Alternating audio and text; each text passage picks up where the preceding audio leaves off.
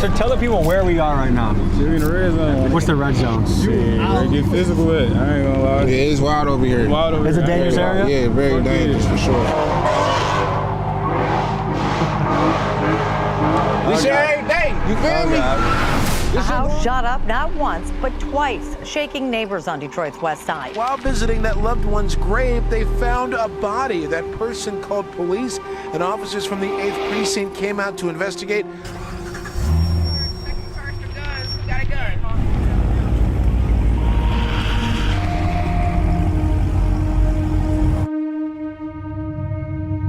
We protect our hoods where we from, you know what I'm saying? It's my block right here. None of the parents let their kids come out because they still going off of what the block used to be. They haven't accepted what it's becoming. You get what I'm saying? It's like they don't believe it yet. And we genuinely just trying to turn this block into something better than what it used to be. I seen a lot of shootouts and niggas getting popped and dropped, all kind of shit over here, you know what I'm saying? Detroit, Michigan has long been notorious for being one of America's most dangerous cities. At one point, it was America's murder capital, but as of late, it is ranked somewhere between the 2nd and 5th most dangerous city in the country. But before Detroit became what many call a no-go zone, it was a boomtown. You see, Detroit was the beating heart of America's auto industry, and in the early 1900s, employers like Henry Ford were offering an unheard of $5 a day wages, which sparked a great migration of black families from the Deep South to come north to chase economic opportunity and leave behind the danger and misery of living under Jim Crow laws. And for decades, life was good. Detroit's black community thrived, and many gained middle-class status and real access to the American dream of home ownership and prosperity. But beginning in the 1970s, deindustrialization hit the city hard. Factories closed, jobs vanished overseas, and Detroit spiraled into a financial crisis that lasted for many, many years. However, the Detroit of today has been making a big comeback, but in the hood, good job opportunities are still very hard to find, with most of the time residents needing to leave their neighborhoods just to find decent paying work. So today we dive into the trenches of Detroit and visit 3 different Detroit hoods. We connect with rapper and mogul Icewear Vezo, Detroit legend Snap Dogg, and rising striker rapper Bad Guy Trek. And we are also joined by a special guest, my dear pal Brandon Bucking.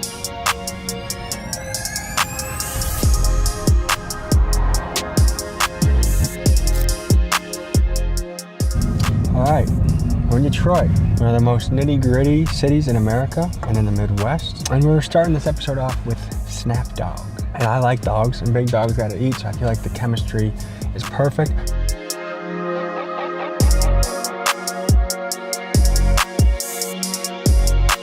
How you guys doing? You look familiar as hell, bro. Good to meet you. He look familiar as hell. Probably seen him on one of the Instagram reels. What's up, bro? How you doing? I'm Tommy. So tell the people, where are we right now? M Block, man. 27 days. A Bronco day, 27 day. What's Bronco Day? My brother day. You know, this is day to day. You had a twin brother? Yeah. Identical twin? Yeah. Something happened to him though? Yeah, he got shot by a cop trying to break in the house. He was trying to break into a retired cop's house? Yeah. To rob the place?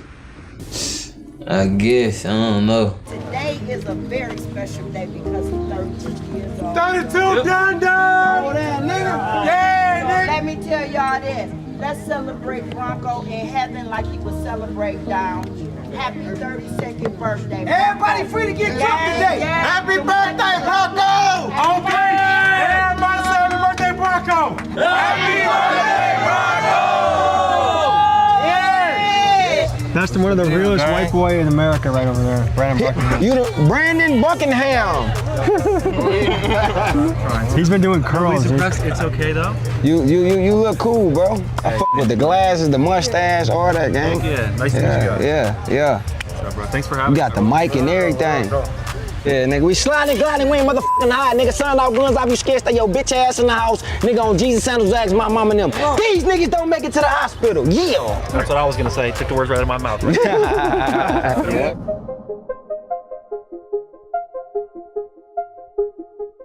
We're pulling up to Vezo's neighborhood, who is widely regarded as one of the realest guys in Detroit. Just a guy that the city really loves. He'd be a guy that I want a lot of young men to hear and look up to.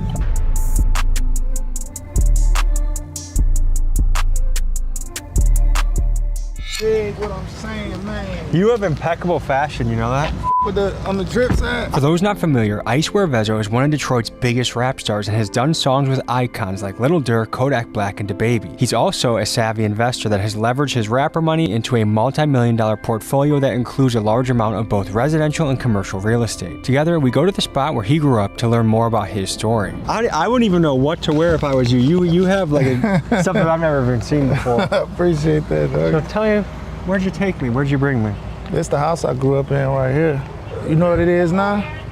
It's a adult home. Older men who don't really know how to take care of themselves, but need somewhere to live, they come and live here and shit. Goo-wop! What's up, doggy? That boy. Check this out. Let me tell you how I met him. This Webo right here, right? So we was kids and shit. I had a little car. It was a stolen car though. I just met him or whatever. Nigga asked me to use a car. I say, bro, how old is you, bro? He say, I'm 16. So I'm like, all right, bet, go ahead. You know, take that bitch. It is what it is. We thugging. So my homeboy Ghost, he say, bro, why you get him the car? I'm like, shit, that nigga can drive. He's 16. Like, bro, that nigga 13 years old. I feel like one thing Detroit's known is for finding ways to make money. Like, it's a hustler town. No, this is though. You know, this is a city of hustlers. We ain't really, this one really like no heavy gang banging type place. We get money, niggas. We main so represent our areas, our neighborhoods, protect our hoods where we from. You know what I'm saying? It's my block right here. It's Sanford. You ain't no kids outside. None of the parents let their kids come out because they still going off of what the block used to be. They haven't accepted what it's becoming. You get what I'm saying? It's like they don't believe it yet. And we genuinely just trying to turn this block into something better than what it used to be. I seen a lot of shootouts and niggas getting popped and dropped, all kind of shit over here. You know what I'm saying? At one point in time, you chill on this motherfucker too long, 100 narco cars pulling up in gang unit, all that. We don't got to deal with that right now because we flipping the whole vibe of what this block represent right now. This block represent growth.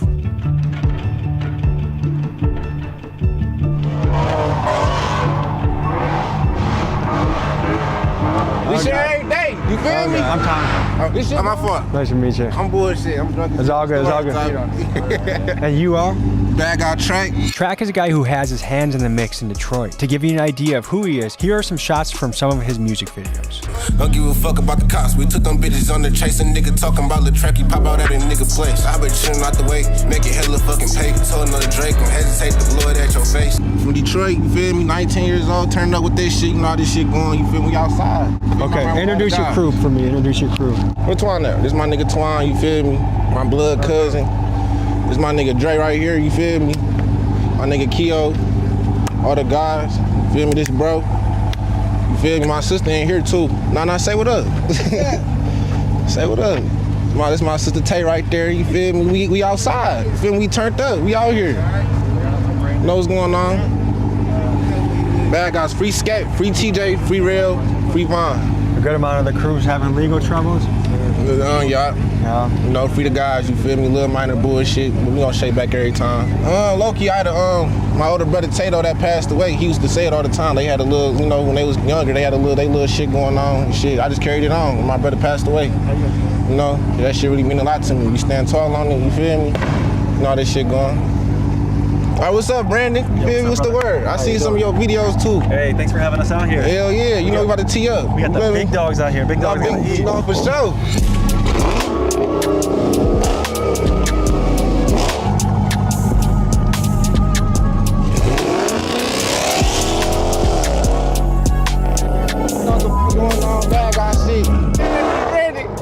That shit scared you a little bit. Loud noises. You gotta stay on point for sure. We good over here.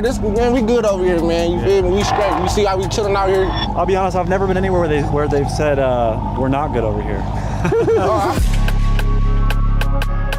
So you're going live right now. Is that a security concern, do you feel like? Security. Hold on, security. Hold on. When people watch things live, you never know. What the fuck you niggas just say to me? Do you ever get concerned? Our location is giving up right now. Okay, location giving up. Okay. He was in a situation in Chicago that went very south because of the shot my cameraman. This is the story of how I almost died in Chicago. They shot the white boy, Brandon Buckingham. The final moments I filmed before we exited the recording studio, and were met by 6 masked gunmen who emptied over 60 rounds at us at close range, injuring 4 people. The shooting happened right outside of Studios. As a matter of fact, I want you to come take a look at this. One of the bullets pierced this door, and that's not the only one. We found a shell casing on the sidewalk, the same sidewalk where 4 men were shot. What you think going around this bitch?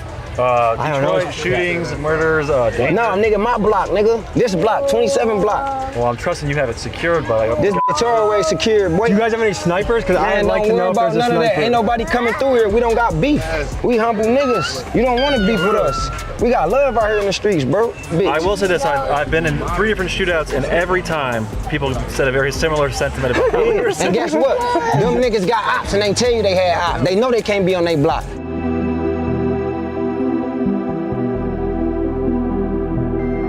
We on every house on this block except for probably about 6 houses. Between, you know, me, all my brothers, and like my family, my cousins and shit, we all used to live over here, and we all came back and bought some shit. Yeah. I sold this house. They ain't did shit with this house. This was my first house I ever bought. I bought this house when I was 18. How much did you buy it for? I spent $2,500 on that house. $2,500? $2,500. Okay, yeah. How much work did you have to do to fix it up? I put about $20,000 into it. I did the wrong thing with the crib. It was my first crib. I turned it to a trap house. I spent $10,000 on this crib right here. I put about $50 into it. The average rent for a house like that? Anywhere from $900 to $1,100 a month. You heard? That's an unbelievable deal. First property I ever got, 4-unit building, $157K. Each unit is rented out for $800.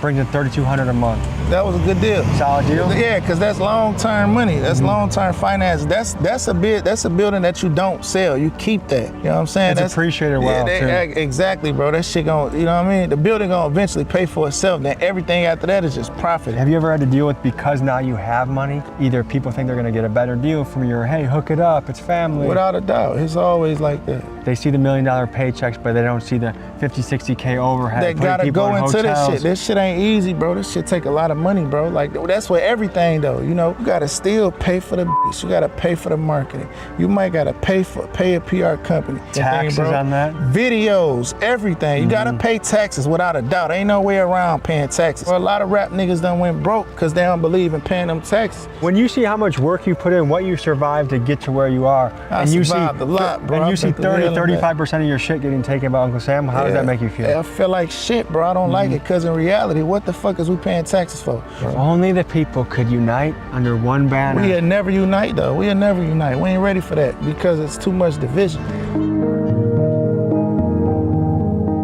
How did you get hip to investing? Did you have a mentor? Did you learn it? How did you figure it all out? I figured it out mainly on my own, you know, by force. Just my back being against the wall. You heard? It wasn't nothing that I wanted to do. I ain't planning on being no businessman or doing this, that, and the third. It just happened, you know, just natural instincts, just being a hustler. Are you shooting for a particular number, or are you just kind of in it because of the sport of business? I'm shooting for that dollar. Yeah, I want that dollar. I need that dollar. Is business a sport to you? Yeah, it's fun to me, without a doubt. It's therapeutic for me. It's my fun. It's what I do for fun. What's the fastest you think you've allegedly gone in a car? I ain't touched 200 yet, you feel me? That bitch, I'm scared of that shit, you feel me? I did 180 though, 180. Was that scary? It wasn't even scary, you feel me? Once you on the clear ass freeway just dogging that bitch, you'll be straight. Yeah. You could evaporate going 180 and crashing. For real, as long as you know how to drive, you'll be straight. Huge a lot in Detroit. People keep telling me it's on the floor, and then I check the floor and there's nothing there. What that means is like, you feel me, it's going on. You feel me? On the floor, me like, oh, this shit going on, it's on the floor. You feel me? So like say, y'all, you checked in with me earlier, you gotta get outside, tell me what, it's on the floor. You feel me? That's what it means. I don't know, like I didn't bring a dog here, but people are talking about dog shit and stuff. Dog shit is like paint, you feel me? Like I got a lot of dog shit on me. Yeah. What was the youngest when you saw something crazy go down? I was probably about like the age of 8. 8? See, I was like 8 years old at a Halloween party and shit, feel me? Shit started getting wild in there, you feel me? Shit got crazy in there. I don't want to say too much on the cameras though, you feel me? I want to ask, how do you guys feel about like the big trend of disrespecting the dead and smoking on? We don't play that. We don't do that. We don't even do it. We don't do even if you do it to us, we don't even do it. Now we might come talk to you in our way, and you ain't gonna do it no more. The youngs be doing, the young niggas, YNs do that shit, but we don't diss the deads, man. We smarter than that. Yeah. You telling on yourself, gang. You just launched a song called YNs that was really good. Yeah, show the young niggas how to get money. Get it off the rebound, we drumming. Shit straight, pull it down, we thumping. Yeah. Switch on the guy, bro, like Trump. I can get a nigga whacked for 100. 10,000 on his head ain't nothing, nigga. Last nigga pulled down talking crazy. We had to strip his ass butt naked. 5 seconds quicker than to run it back. If you try to run, we ain't gon' chase. Bitch nigga thought I was talking raps when I say I'm counting all of these faces. Yeah. Hey. I would say that's one of the best verses we've heard in a long time. Yeah, gang. That's real street shit, gang. We need more of that. Rap to me has lost its way. There's not enough people writing good bars and making things happen. Yeah. It's exciting to hear that. We have fresh and pressed juice, everything 100% organic. When I was coming up, it was a lot of liquor stores, it was a lot of grocery stores, restaurants, everything from people that was living out here and putting businesses in our community and bringing the money back out here. But I said, you know what? When I do my next business, I'm gonna implement those same tactics. I'm gonna come to their community, put a business in their community, and take my money and give it back to the hood. So that's what we're doing. You heard? If you look at a lot of businesses in the hood, they're owned by people that live outside. They live outside, and whether they white, black, orange, green, or yellow, you know, it ain't more so a racial thing. His people.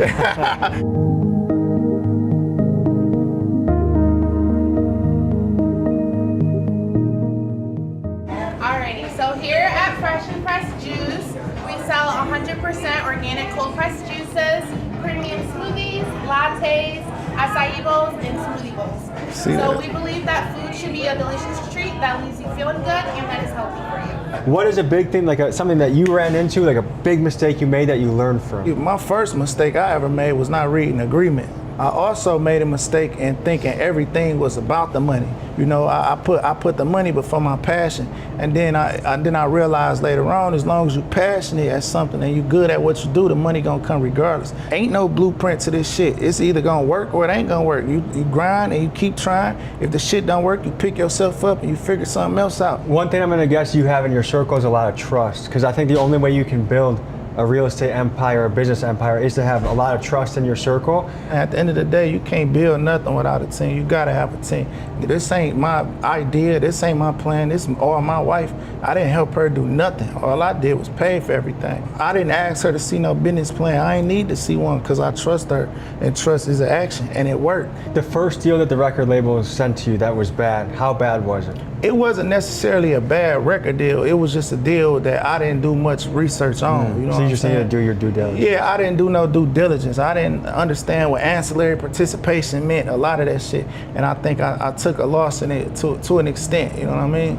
It looks like you guys have some delicious stuff on the menu. No, this stuff amazing, man. What's your number one? You're stuck on an island the rest of your life. What do you take? So I drink the beet juices. That's all. I drink the 100% beet juice. Are you worried that your pee ever turns red? It does. That happened. Does it scare you? No. When I first started drinking beet juice, it did, because I didn't understand what it was. Did you go check in with a doctor at No, first? I asked my wife, and she was like, it's the beet juice. Like, you know what I'm saying? So yeah. You didn't think you had to clap I for a drank the second? beet juice. Because beets are a healthy alternative to red dye number 40, correct? Absolutely. Word to my dog RFK Jr. Hey, you want to know something, bro? I had Robert Kennedy Jr. in my hood. Oh yes, you were on the campaign trail with him a little bit when he came to Michigan, right? No, I had him come to me, come to 6 Mile, come to the trenches and link with me, you heard? You know, man, big ice on the east side, on 6 Mile in the middle of the trenches. You know, we got RFK Jr. up here today. That dude's the real deal. That's my guy, man. That's a good dude right there. I fuck with RFK Jr. the long way. That's my boy, man.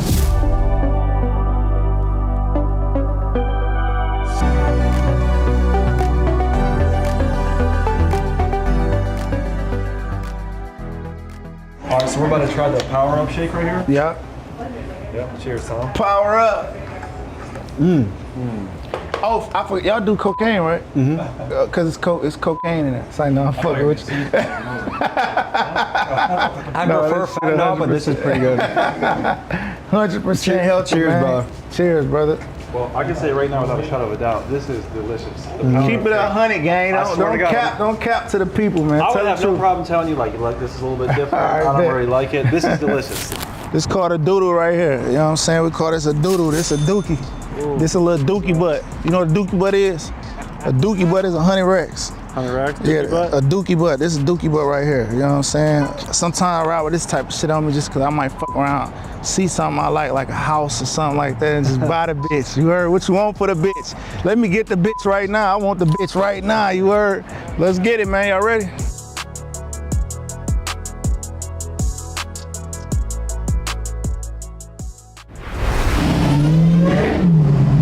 Fast Life, nigga ain't pulled up yet though, but bro right here, Fast Life, feel me? That's my nigga Chris. Chris, say what up to the vlog, man, what's up? They said, bro, Fast Life, I said, my nigga Chris right here, you feel me? My nigga Fast Life. What's going on, brother? Nice to meet you, man. You do wild shit in this car? We trying not to, bro. We trying to change the scope of what we do, you feel me? Because we giving DPD a hard time, bro, I ain't gonna lie. Like, we ain't trying to keep it going in this direction, we trying to go legit, you feel me? And give people, you know what I'm saying, the younger generation a chance to come up too. So, what do you know about the red zone? Shit, y'all lucky to be out here right now. Shit, y'all lucky to be out here. Y'all tapped in with the right people. Yeah, there's some blocks over here, bro, that don't got a house on it, like at all, not one crib. Because it's vacant? Yeah, all Vandos.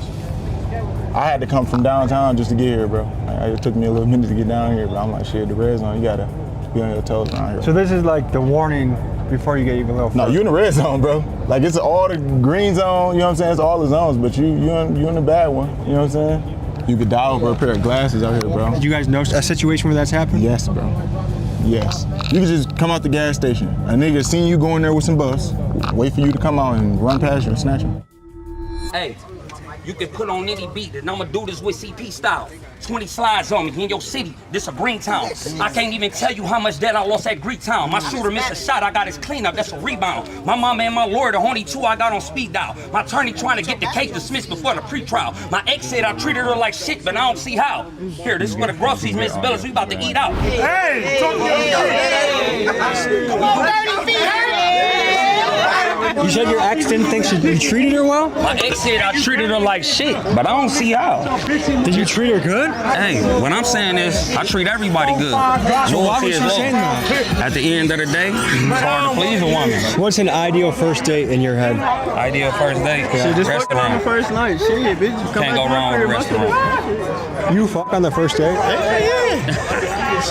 How has that worked out? Great. Yeah. What you mean how it worked out? Sometimes it's good, sometimes it's bad. As long as you don't get burnt. Like gonorrhea burnt? Yeah. Yeah, I've got that once.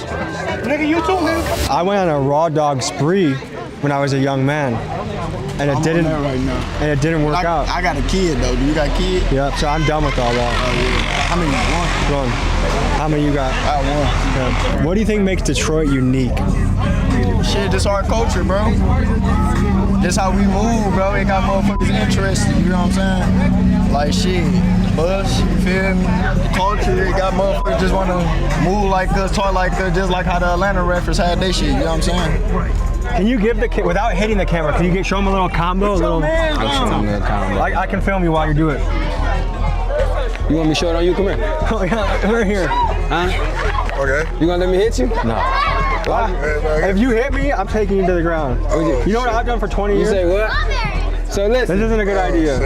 If you can try to get me on the ground, and I can try all my power. But here's the thing. Listen. I like you. I can try all my power to knock your ass out. Like, I don't think that's if you win, you give me on the ground. Either of us. How's that benefit either? It's just showing we athletes.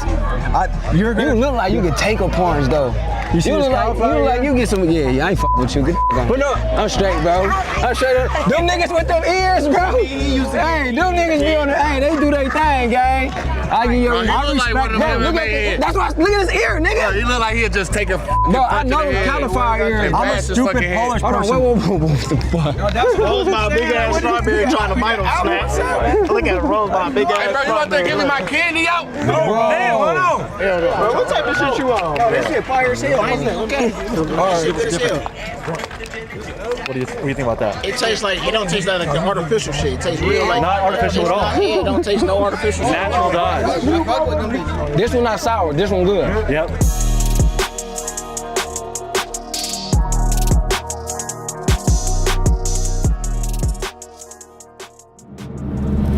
Talk about Milwaukee a little bit. Were you one of the first guys really from out of state to get your eyes on our talent? Team Eastside was, for real. And then me, yeah, for sure. Who's Team Eastside? That was a rap group. That's Peasy, Babyface Ray, GT, Dame Dot, Soda, rest in peace. Oh, so a lot of big heavy hitters. Lil Perry. We was all basically a group.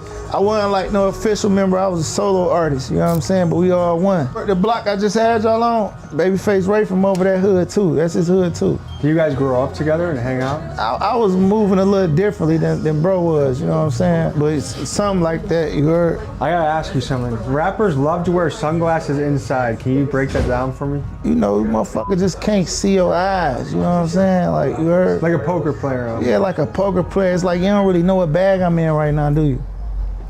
You can't really guess what bag I'm in, can you? I can't tell if you're looking at me like this, you know or if what you're I'm saying? smiling. You don't really know what bag I'm in though, do you? I saw your bag in your trunk and it had a lot of money in it. That's all I can say. What was it though? Dookie butt. I had a little dookie butt on me. One day I hope to get myself a dookie butt. You already got a dookie butt. I know you got a dookie butt. Well, I know how y'all moving. Y'all don't care about this type of shit, jewelry, and this shit is frivolous. I mean, your name is Icewear Veggie. You can't not have ice. Gotta have the ice, huh? I'm retiring the ice after the day. Fuck the ice. We don't wear no more ice no more. We only smoke ice. I'ma stack all my dookie butts up. I do. You know what they call ice in the streets? You don't know the nickname? Besides ice? Yeah.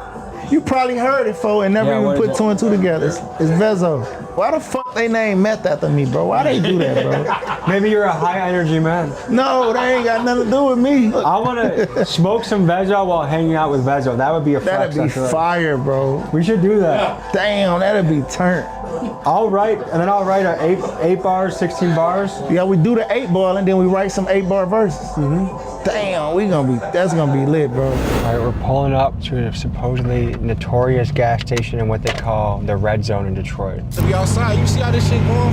Yeah, we out here. We scat, man. We scat. This is a busy gas station, huh? Why do they call this place the Red Zone? There's a lot of bloods over here. I'm from the west side though, you feel me? It's not even my area, but you see we still outside. You know, I'm out anywhere. Is it scary to go to not your area? Shit, you feel me? Tapped in everywhere, for real. I'm tapped in everywhere. Everybody know me. Everybody fucking bag I track. The reason why it's the Red Zone because it's red on the map in Detroit. You feel me? That's why it's called the Red Zone. A lot of blood clicks are here. Right. Shit. Real. How you doing, man? You guys have some cool cars too. Just some Duce in that big. It initially started from them sliding on the freeway, and it turned into sliding at intersections, and it turned into a legal pit, which got shut down. Hey, I ain't gonna lie, if they bring another legal pit out here, all this shit will damn near stop. Everybody out here ain't got whips, you know what I'm saying? Everybody can't pull up Hellcat brand new. Yeah, this looks like an expensive automobile. I treat it like it's $5,000 though. You beat it to shit? I beat it to shit. You ever heard the famous word get back or get smacked? That's why. It's a body. A body. Human body. What's the best job you ever had? What do you think, nigga? Being an entertainer? There you go. I worked at KFC for 3 days. The nigga told me to clean the bathroom. I said, I quit. I was in the 10th grade. Well, I was like 15. Did you even open the door to look to see how bad it was, or you quit before that? I'm not even looking. Niggas over with. At that moment, I knew in my head, I gotta get money. I'd be damned for motherfucker tell me to clean the bathroom, and I got to. I'm a rapper, nigga. I blew up, rich, successful. A lot of young men are looking at what's happening in the economy right now. They're like, why the hell would I ever work at McDonald's when I can do quick money, fast money? And so I was talking to guys last night. What do you think about guys choosing the fast money route? Ain't nothing wrong with it. Just know what you're doing. Know what you're getting yourself into, and accept whatever rules you in.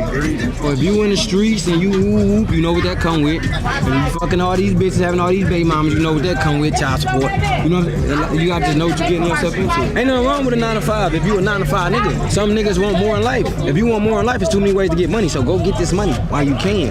Back in the day, I can understand. It ain't technology, it ain't, nah. Come on, man, you get money on TikTok, you get money on motherfucking Twitch, you get money on motherfucking YouTube, Instagram, all type of shit. What's going on? Are you the OG around here? Yeah, we are the OGs around here. I'm new, I'm from Milwaukee. Where are we right now? We on the east side, man. We on Chalmers and Whittier, man. 6 Mile. What do you think when you see all these Chargers and Hellcats pulling up? I mean, shit, I don't really think too much of nothing for real, man, because shit, this a regular in the city, man, in Detroit, man. We see this every day, man. 6 Mile, man, we 6 Mile, man.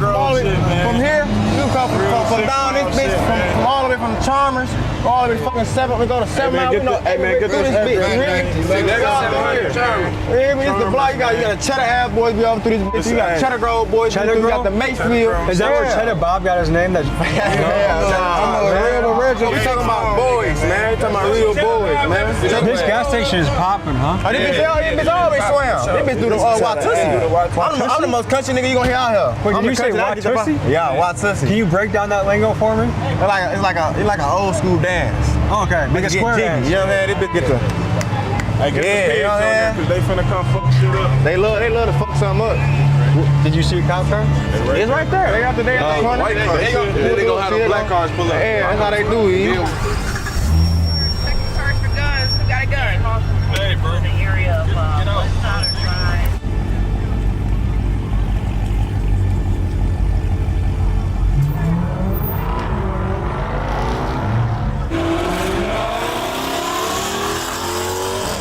So we were here, the scene got cleared by police, car sped off. That's our cue to leave, so we're out of here too.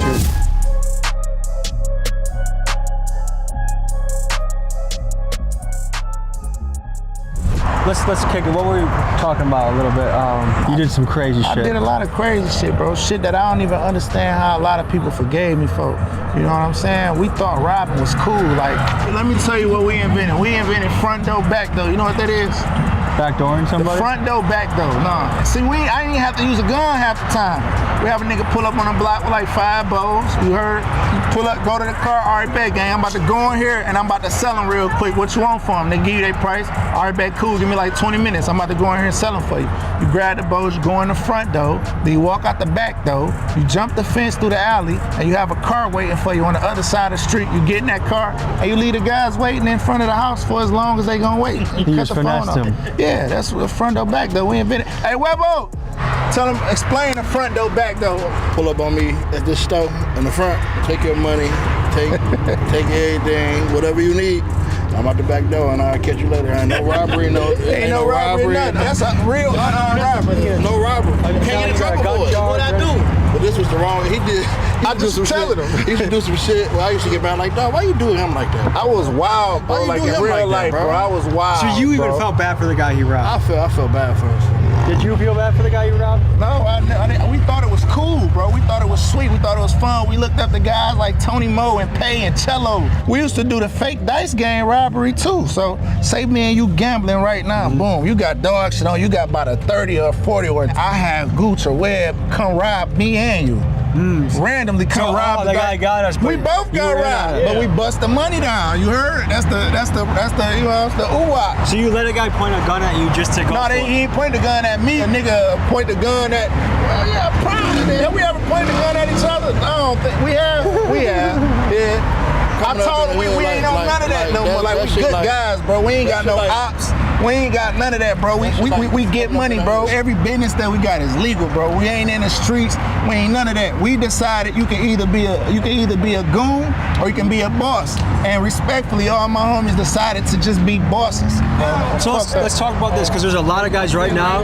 They idolize the robber. That's cool right now. They idolize that. Ain't cool, bro. It used to be cool. Talk to the young guys because a lot of young guys are really reckless right now. They come from that. The times has changed, bro. When I was doing that shit, bro, times was different. Ain't nobody scared of nobody no more, bro. Ain't nobody going for that. Ain't nobody accepting no front door, back door. Ain't nobody accepting that, bro. We all men, and everybody got a lot of pride now. It's 2025. Be a boss. Get money. Live peaceful, bro. The shit that I was saying that I used to do, it's not cool. I thought it was cool then, but it ain't cool. I was playing games. I was playing with my life. That's called playing games, bro. You know what feels even really better? That I ain't gotta move like that. That I don't move like that. That I'm not that person no more, bro. That make way more sense for me doing what's right. It's way more money in doing the right thing, bro. It's way more. It's longevity in that shit. You know what I'm saying?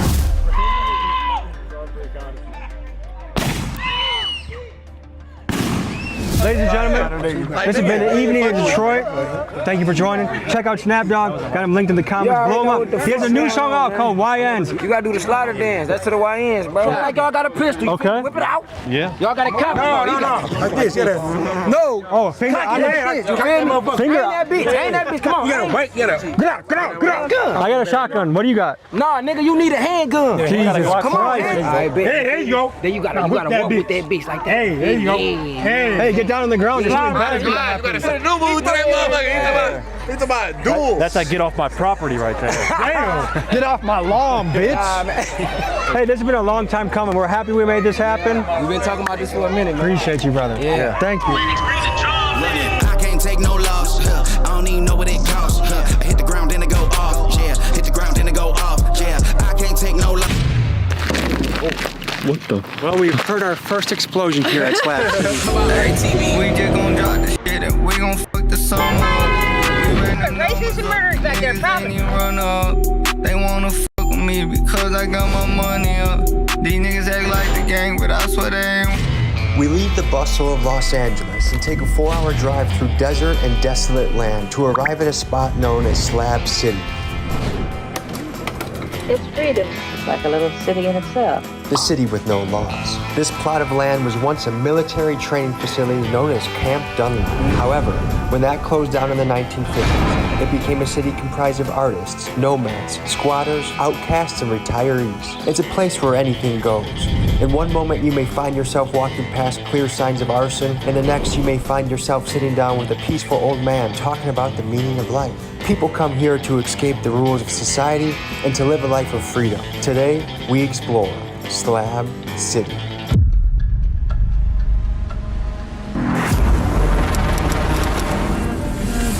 Okay, we're here at the Slab City gift shop. Let's explore. What do you think brings somebody to Slab City typically? Everybody's got their own personal reasons. What brought you here? It seems like an artistic... I just knew somebody that was staying out here. How often do people with video cameras show up here? Like every day. Really? Yeah, that's why I usually charge $100 for an interview. Yeah. Okay. What do you mean by that? All right, well, thank you for showing us around. Yeah, and no worries.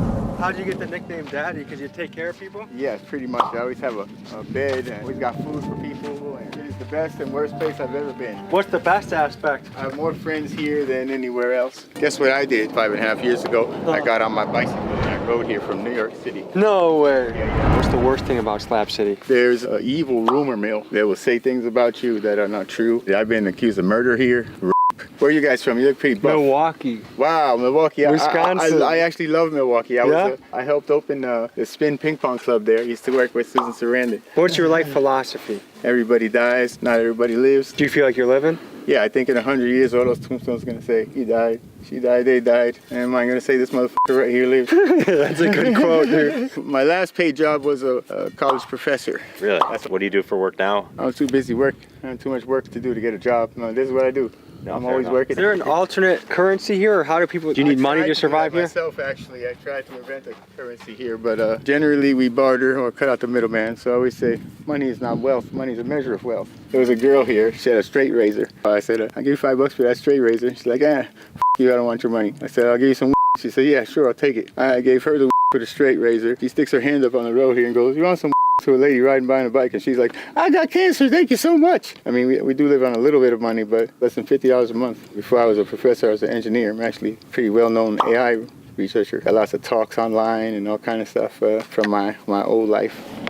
Definitely gonna be hard to gauge how much of that was true. Oh no, he's definitely made all that shit up. I opened up a Spin Ping Pong and talked to Susan Sinette and opened up a paintball place in Milwaukee. So he was an engineer, a bike deliverer, he saves lives, Professor, and known AI researcher. This Daddy's a YouTuber. So far, you can already tell this is a place with characters. All right, so we see a sign, stop, donate, speak. Let's see if someone wants to talk. We saw the sign, we wanted to speak with somebody. Tell us where we are right now. Man, right here in Slab City on Bill Road. Where'd you come from, Prince, before you came here? I was in Columbus, Ohio. How'd you find yourself from Columbus, Ohio to here? Like, I was having, family issues at the time, so I was like, yeah, I just wanted to do something different. I think I was just scrolling on YouTube, and I was like, you know what, I really want to check this place out because I was like, kept watching the video. So honestly, I packed like 2 pair of shorts, 2 pair of shirts, and the socks, and I just drove across the country. What did your family think when you made this move? It was definitely like some awkward feedback from it. You know, you feel freedom here, but then you miss like society, like what's going on back in society. You miss like restaurants, things like that, things like running water. You don't get that here.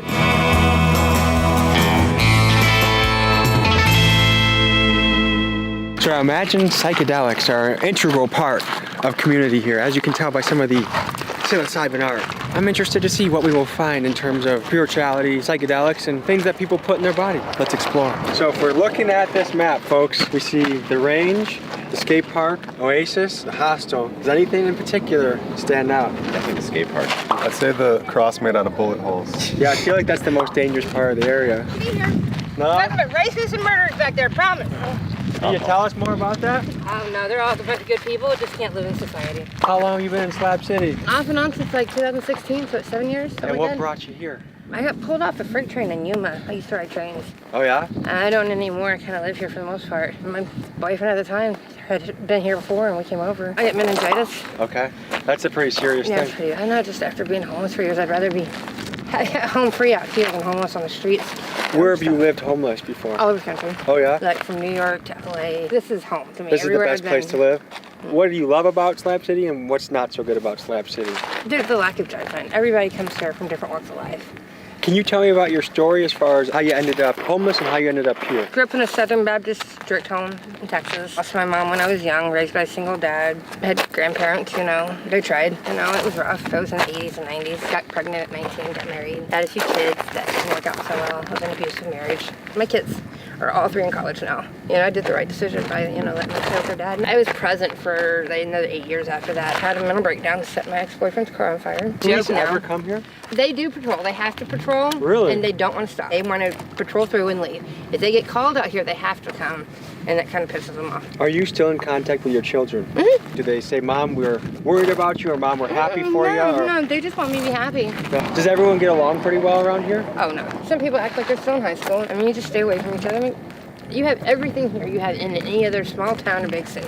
How many people would you guess are here? About 1,500. Really? Mm-hmm. In the summer, it was dwindled down to about 200, 300. Because it's so awfully hot? Right. As you can see, this recycling isn't a strong priority around here. Howdy, partner. On the lookout for something? Yes. What's your name? Papa Cat. Papa Cat. Yeah. And what are you looking for a jar for? Nuts and bolts. Nuts and bolts. You guys need a tour guide? I think at the moment we're just kind of wandering around and bumping into folks. Part of the requirement, if you go on my tours, you have to microdose.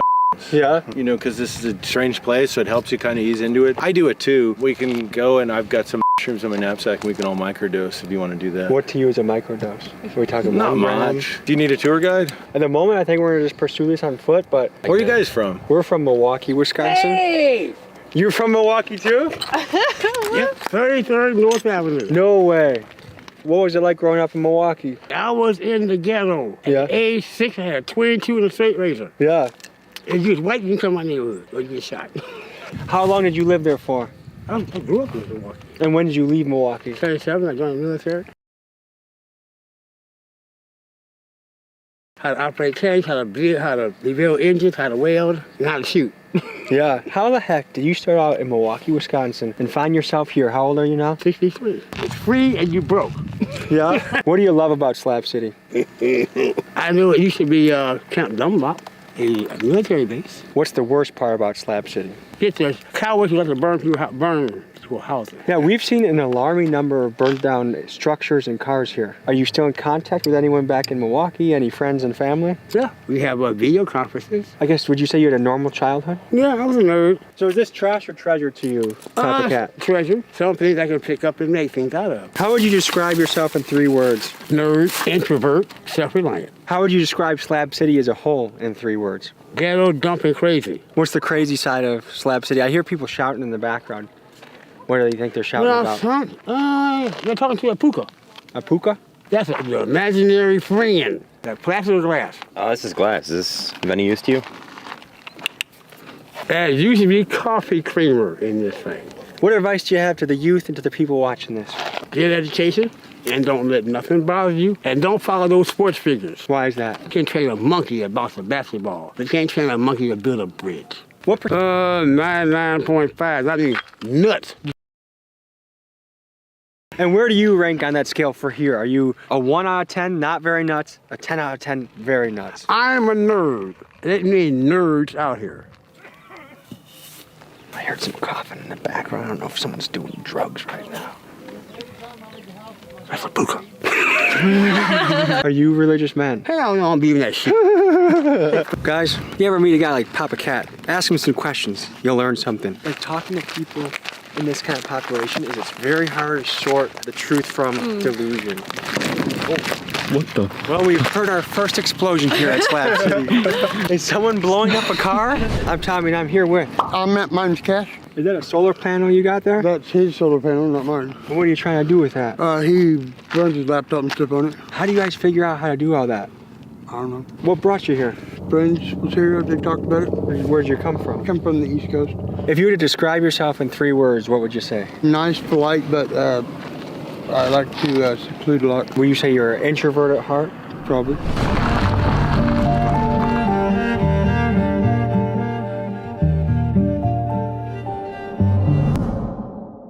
Looking for a place with a red roof. I think I see it down yonder. Well, hello there. Howdy. We were questing around and we were told come to the place with a red roof. Are you okay if we ask you a couple of questions? Depends. Are you guys feds? You don't look like No, we don't have any wires on our chest. We were just. That's what a guy who has wires on his chest would say. And now you saw my nipples, which I don't know if we can continue the conversation. Sorry, man. Okay, I'll try and focus. What the heck can you tell us about this place that we're at? It's filled with interesting people. I've met a bunch from so far. You haven't met them all. Are there a lot of nomadic folks here that come and go? Well, depend on their parole situation, yeah. Are there a lot of former inmates here? That's what I've heard, yeah. Yeah. You get really nice, wonderful people, and you get some who you'd rather not meet. How do you describe yourself in 3 words? Hungry, thirsty, mobile. Are you happy? Sorta, kinda, yeah. This is a happier place than most. Can you tell me more about that? You don't need an expensive lifestyle to be here. What is your life philosophy? Right now, it's food, shelter, the basics. That's all you really need. This might be going down deep territory, but what would you say the average person here, their home life, was it good? Was it really tough? Oh boy, you got a mixed bag. I'd say there is evidence that some people have been through a lot.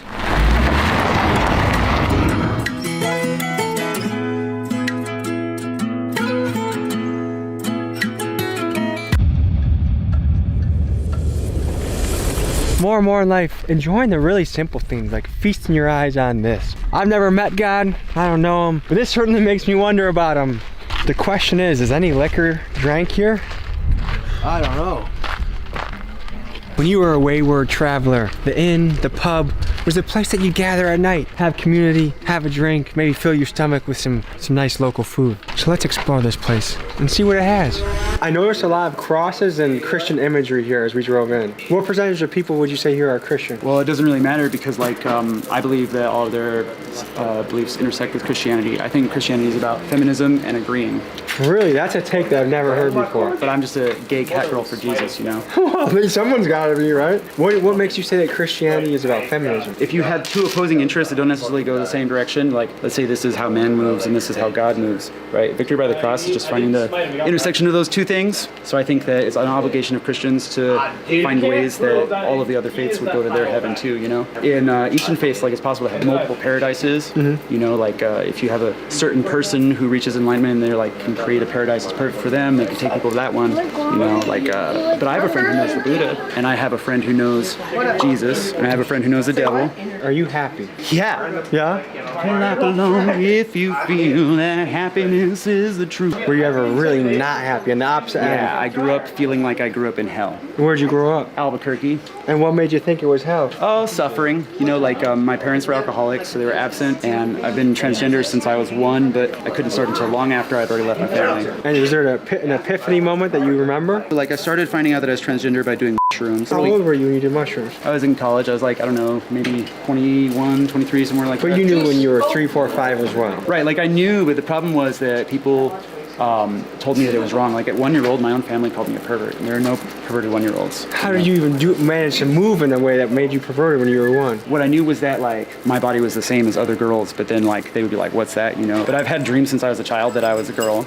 You know, my gender is complicated. I've experienced parts of masculine and feminine identity. I always tell people that I've been love and war, you know? But so what was it like growing up in a house out with alcoholic parents? They just weren't really there. Are you in touch with them at all today? My mom's dead, and my dad still drinks alcohol, like my mom's still here. What led you to, of all places, Slab City? Oh, literally my father appeared, not my dad. My father told me to come here. He said, come here with your friend Marco Polo, let's start a war. Who's Marco Polo and why you want to start a war? Well, so my friend Marco, I call him Marco Polo because jokingly I think that he's a reincarnation. You seem like you got a lot of going on in that brain of yours. These are the first kids I've seen in Slab City. We have kids everywhere. Like they have community here. I want to be able to have them get education and stuff, but a lot of people here are just against mainstream society. I have really surreal experiences like dying and coming back to life repeatedly. Is that in the dream world?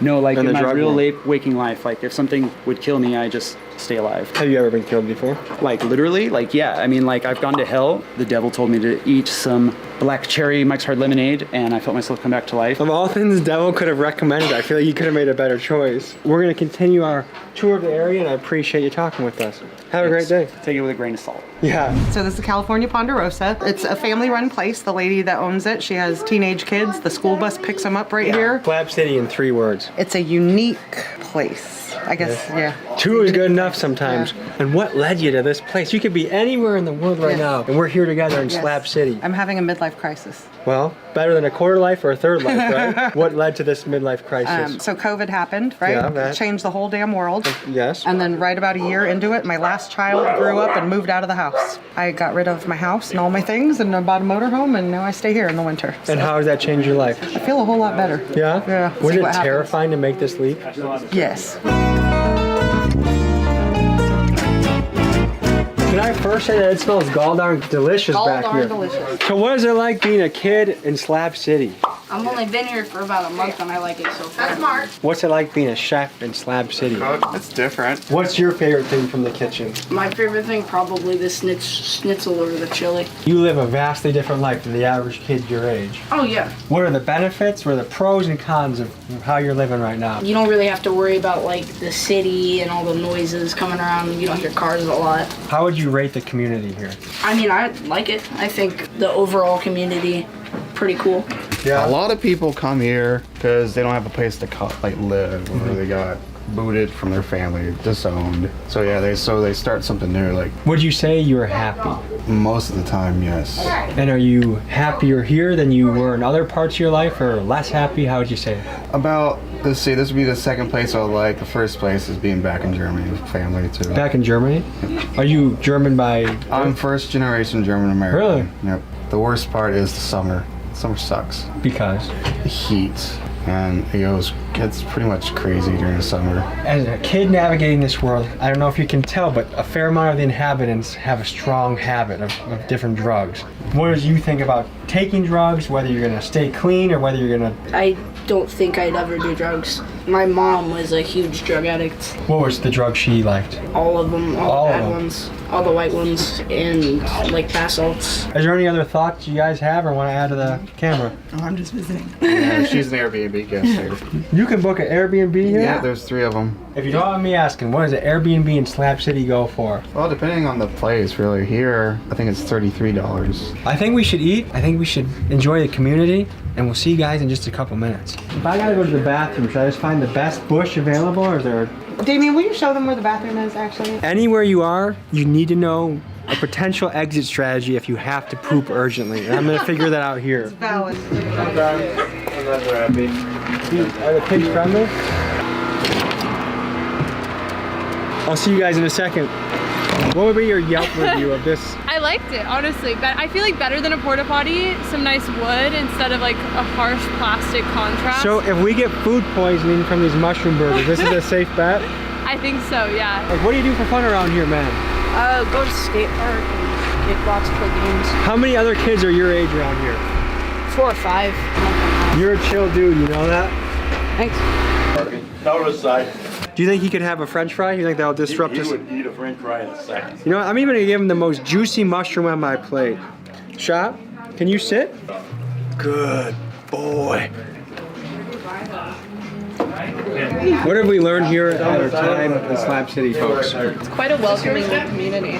It seems like a lot of people really just value the sense of community that they have here. The ability to be alone and just away from kind of the hustle and bustle of modern world, it seems like. Definitely a lot of introverts are here. But what's interesting about an introvert is if you get them talking, it's hard to get them not to talk anymore. Have a good night. Have a good one, y'all. There's one thing I learned from Slab City. It's this. I met people from New York, San Diego, Milwaukee, Columbus, Ohio. And what that teaches me, we are never stuck, okay? You get to choose what your next step in life is gonna be. You get to choose your path. Action is the ink that writes the story of your life. And we get to choose what we believe in. Some people believe in that over there.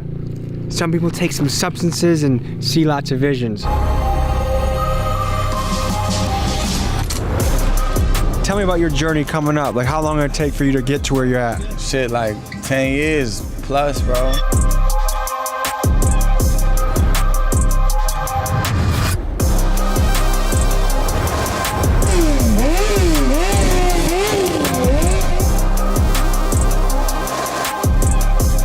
This is where it go down now. You gotta be frightened? Nah, you safe, nigga. You with Big Bro, man.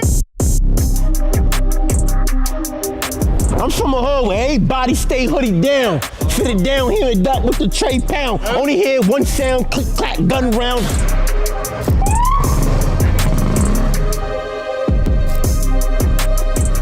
You in Deli Station, my nigga. People that died here, got stabbed. Just know we smoking all them dumb niggas from up the street, you know? We're 3 minutes from one of the smartest places on the planet. 2 of the smartest places on the planet. Are Harvard students easy money? Back then, yeah. Now we let them live. Harvard, you could definitely catch some licks. Today we visit one of the most overlooked hoods in America. You may have heard a lot about the trenches of New York, Philly, or even Baltimore, but I'm guessing you've heard little to nothing about the trenches of Boston. A quick Google search tells me that Boston is riddled with gangs, but there's little out there that actually captures what Boston is like boots on the ground. As I try and picture what Boston might look like, I think of the movie The Town and picture some tough white dudes robbing banks. However, it appears that era of Irish gangsters is largely in the past. Today, a new side of Boston streets is emerging, and there's no better guide to show me this than the Massachusetts legend and rapper Millie's. Millie's is a man who gets an unimaginable amount of punani thanks to songs like this. Chanel on your bag, you a hot ticket.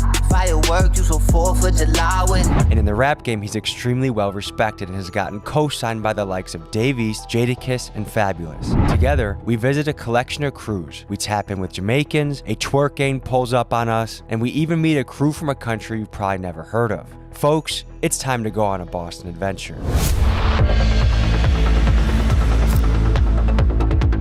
Describe the area that we're at right now, Cease. We're in the port right now, so you know Cambridge broken down in sections. Got the coast, port, north, east, west. We're 3 minutes from one of the smartest places on the planet. Having that in your backyard, did it ever inspire you? Like me personally, I was too caught up with what I got going on. 14 caught my first bid, went to DYS. And what's juvie like in this area? Juvie was cool. I was in a spot called Hillside. So they had like a blue line around the whole unit. If you stepped on that line, you get choked up, hemmed up. Like it was one of those situations. So what's happening, brother? What's up, Tommy? Good to meet you, man. Yeah. How are you? Cool. Good to see you. Man. Appreciate you for coming out to the 617.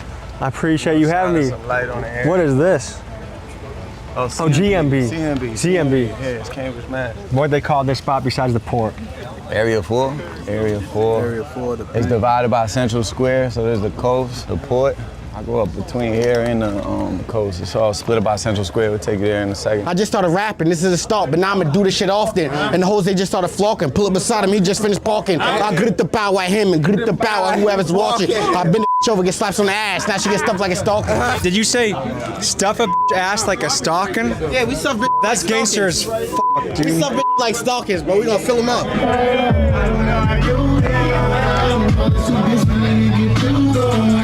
Tommy G, what's the word, baby boy? I'm trying to figure out, are you Irish? Yeah. You're Irish? Irish. Is St. Patrick's Day a big holiday for you? Not really, cause like my father's side is like got the Irish in it, and you know I didn't really see my pops too much like that. But I get f***ed up, you know. Every day, same. You like drinking? Yeah, I'm drinking right now. What's your drink of choice? Reposado. Oh, Don Julio. Look me in my eyes. Taking the sheets What's going on? Fresh out the fence. When'd you get out? I got on June. What's something that you really appreciate about being out? Like something you do, like a regular thing? Just being able to do like everything on your own time, you know, like when you're in there, you gotta move accordingly, like, you know what I'm saying, it should be locked down. I was in the penitentiary, so, you know, shit was always locked down, but just being out, be able to have your freedom, move around, you gotta take advantage of that shit, bro. Oh, you got 3 kids, I take it? I got it. Tell me about them. They growing up 13, 12, until I'm 3 years old. They growing up. What do you like to do with your kids? Everything. Whatever they want to do, we gonna do it. What's on your neck? Love, loyalty, out, values, everything. Is there a lot of loyalty in the streets right now? It's dangerous. RP Hands, RP Punch, RP Diz, RP Dre, RP Nerve. That's a lot to walk around with. I just poured some liquor out here for my cousin. He's a legendary rapper, legendary person. We all look up to him. He's the hood legend. I pour more for my baby. And I'm gonna take a shot for my baby. Bro, he spoke nothing but the truth and looked out for his family. Tell me about your journey coming up. Like, how long did it take for you to get to where you're at? Shit, like 10 years plus, bro. Rapping every day, trying to make this shit happen every day. Were there moments where you're like, I don't know if this is gonna work out or not? Yeah, hell yeah. There's a lot of highs and lows. But that's why I'm glad you in the 617 now. We shining light on artists and shit like that. Like, I was watching your channel, I'm like, oh no, this perfect for us, because we got a lot of talent, bro.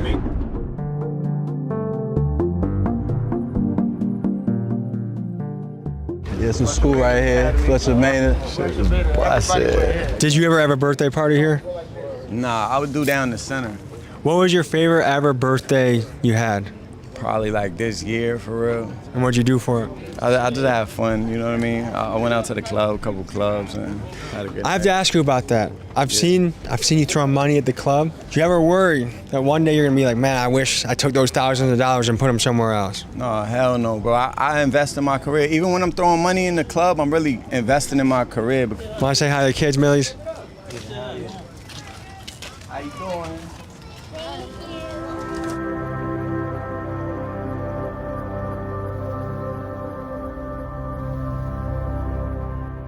What are you guys gonna spend it on? We're gonna spend it on Candy? Yes.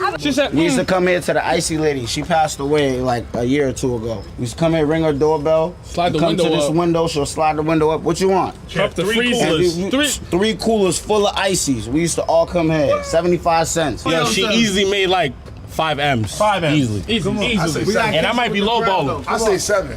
What's your origin story? How'd you become this guy? Just being in Cambridge, really being like the only white kid in my neighborhood. There was white kids, but they were in a neighborhood called East Cambridge. Because all the white people you see and shit, they're like around the colleges and shit, so it's not kids. You see what I'm saying? So like at a youth center, it's gonna be one white kid for every 100 black kids.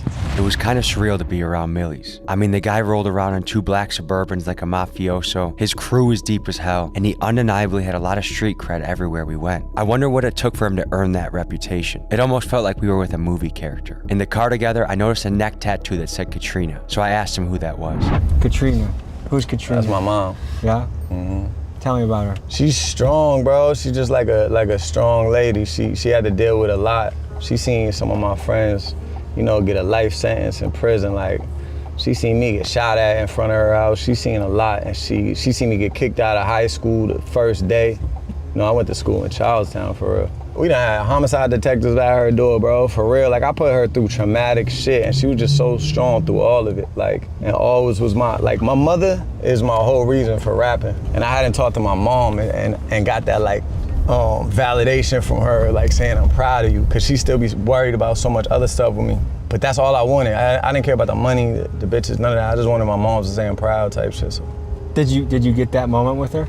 Yeah, I had that moment with her a lot, bro. I brought my mother courtside to Celtics games, you know, with tickets that's given to me from the organization. Like, I've definitely had that moment with my mother a lot. I saw a lot of shit though in that neighborhood that you were in, you know what I mean?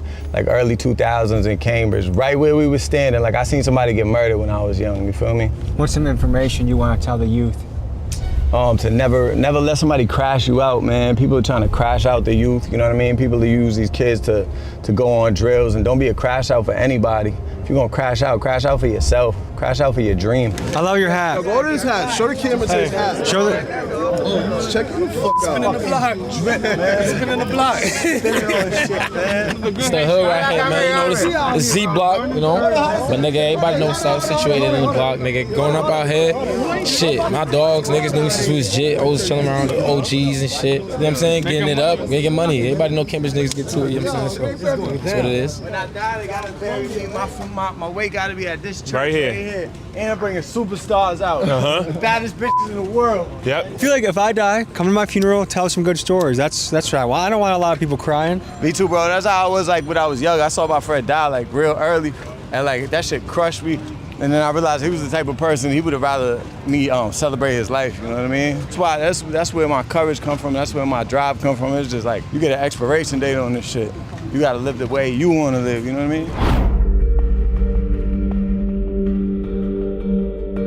Do you think the people in here are frightened when they see this many people coming? Nah, they used to this shit. There's a lot of homeless and crackheads and shit like that. For me, I see families putting their food away and getting out of here quickly once they saw the big crew come in. Especially when they see the motherfuckers. All the time. You see my brother right here? Show light to my brother right here. He here. He's standing all the time. What's up, brother? How you doing? What are you up to today? Just chilling in my house. It's a Friday, right? Yeah. What was the highlight of the week so far? Respecting a Is it? kid at school. You respected a kid at school? Yeah. That's and good. That was a good moment for sure. What's your favorite subject? PE. PE? Good meeting you, man. Yo! Central Squat! I'll buy you a nip at the liquor store. Come on. Let's go! I gotta take my pet dog with me. Nigga. It's me. Hey, yo. We on YouTube right now. Say what up to YouTube. Hey. You know what I mean? We outside. We streaming. Millie's outside. I'm in here. Let me get Espolon, please. And I need a couple of nips. I got you, Auntie. I got you. What you want? I want 2 nips of Parmesan, please. 2 nips of Parmesan, please. Stack. YouTube Unlimited. There we go. That's how they do me, because they know. Alright, let's go. Come on. We're losing the crowd. We out. Good looking, man. We out. You know that, Auntie. I got you. Hey, yo, what am I looking for? Go subscribe to Tommy G. Tommy G. Tommy G. Go subscribe. Big dogs gotta eat. Tommy G. Big dogs got to munch a little bit. Man. Woo. Fellas. Sunglasses at night? Tell me about this fashion choice. Treacherous, you heard? Gets real treacherous. Gotta keep the sunglasses. And it's icy too. What are the keys to building wealth? Staying down, discipline. Stay away from the bad bitches, you feel me?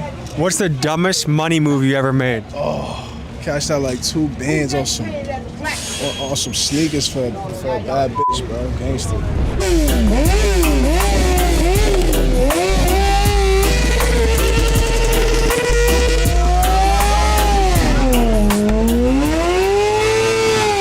Everybody out here just know we smoking on all them dumb niggas from up the street, you know? Franklinfield. Hold on.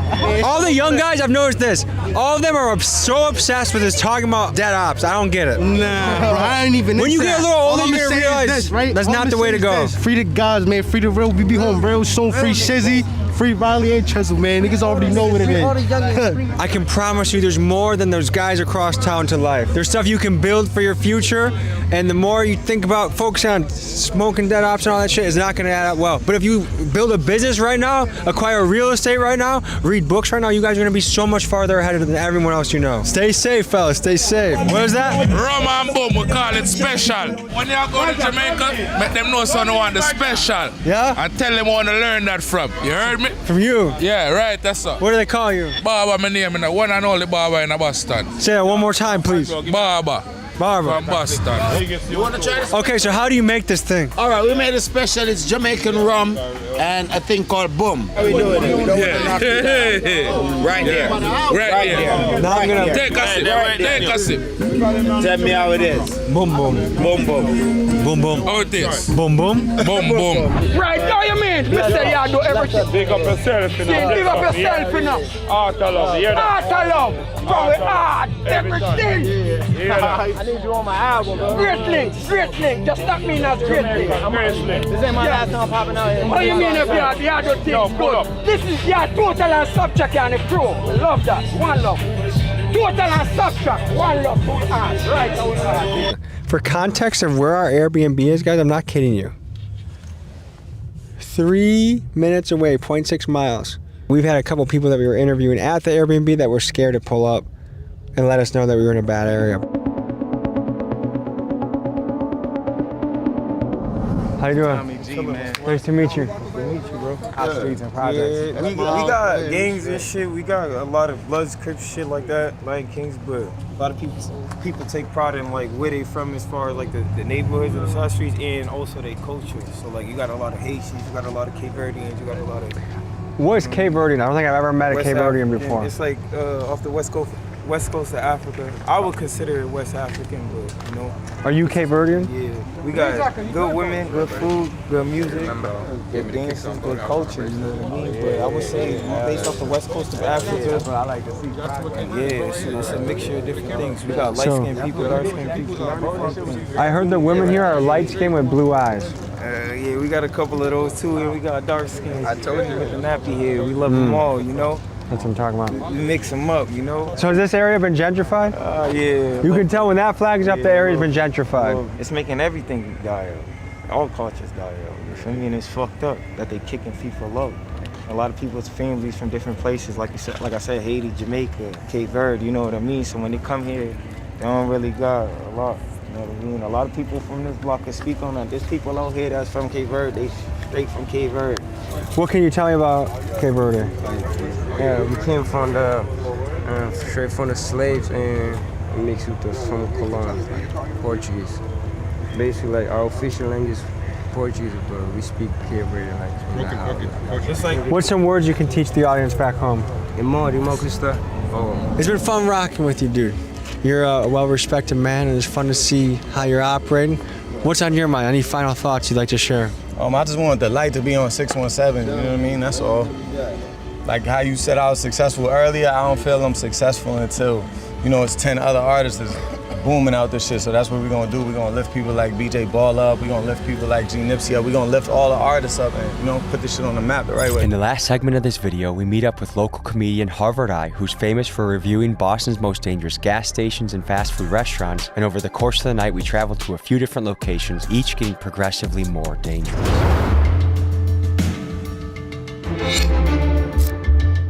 What's up, big dog? You see what we got? We down Dudley. It's the crunchiest of the crunchiest. You see what the going on? Yeah, a lot of people think that Boston is all colleges, but we got the same shit going on. It's drug infested.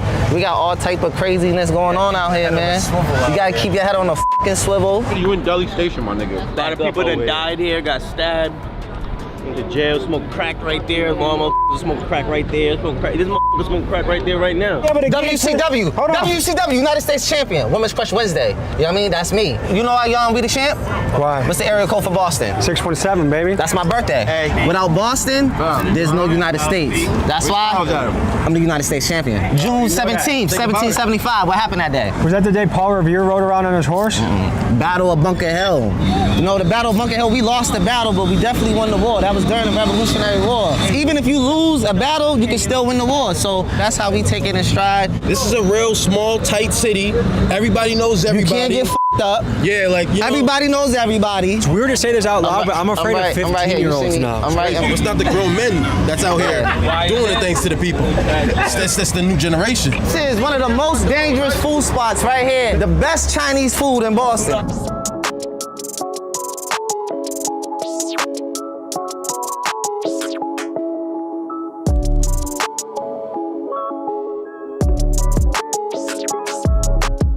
What's something you've been struggling with recently? Finances. The rent. This money on that rent is crazy. For a one bedroom, it's like $2,100 out here in Boston. Especially in the city, Boston, we're playing catch up constantly. People live check to check here, man. I would say to be comfortable in Boston right now, you gotta at least make 80K. This is an iconic piece right here. This right here. This is a Malcolm X mural right here. This is where Malcolm X used to be at, right here, right in Dudley. Malcolm X, see? You see his face right here? Young Malcolm, you see Shorty. What does Malcolm X mean to you? He means a lot, man. He lived right there on Dale Street. He's like one of the people that give us a voice to let us know that you could be anything, whether you're incarcerated, whatever you're going through, just stay positive, stay strong, and you can get through it. If I had to recommend 3 biographies to people out there, it's Malcolm X, Teddy Roosevelt, and Benjamin Franklin. 3 American heroes, icons that were larger than life. I say you gotta throw Harriet Tubman in there, and you gotta throw Sojourner Truth too. Those are some real good books you gotta tap into, man. Frederick Douglass. His story was W.E.B. Du Bois, baby. Well, reading is power, and I wish everyone back home would pick up a book, because I don't get how there's all this knowledge in the world and you don't want to know about it. Once you get that knowledge, nobody can take that away from you. Yeah, I had to grab me a set, nigga. Nobody. Grab me a set. You have to do say the duality of man right there. Yeah. What I really liked about these guys is that they weren't afraid to mention that they like reading. A lot of these guys were pumped about books, and if you can make that a practice in your life, I don't care who you are, it is gonna make it better. So that was cool to hear. Kids, read books.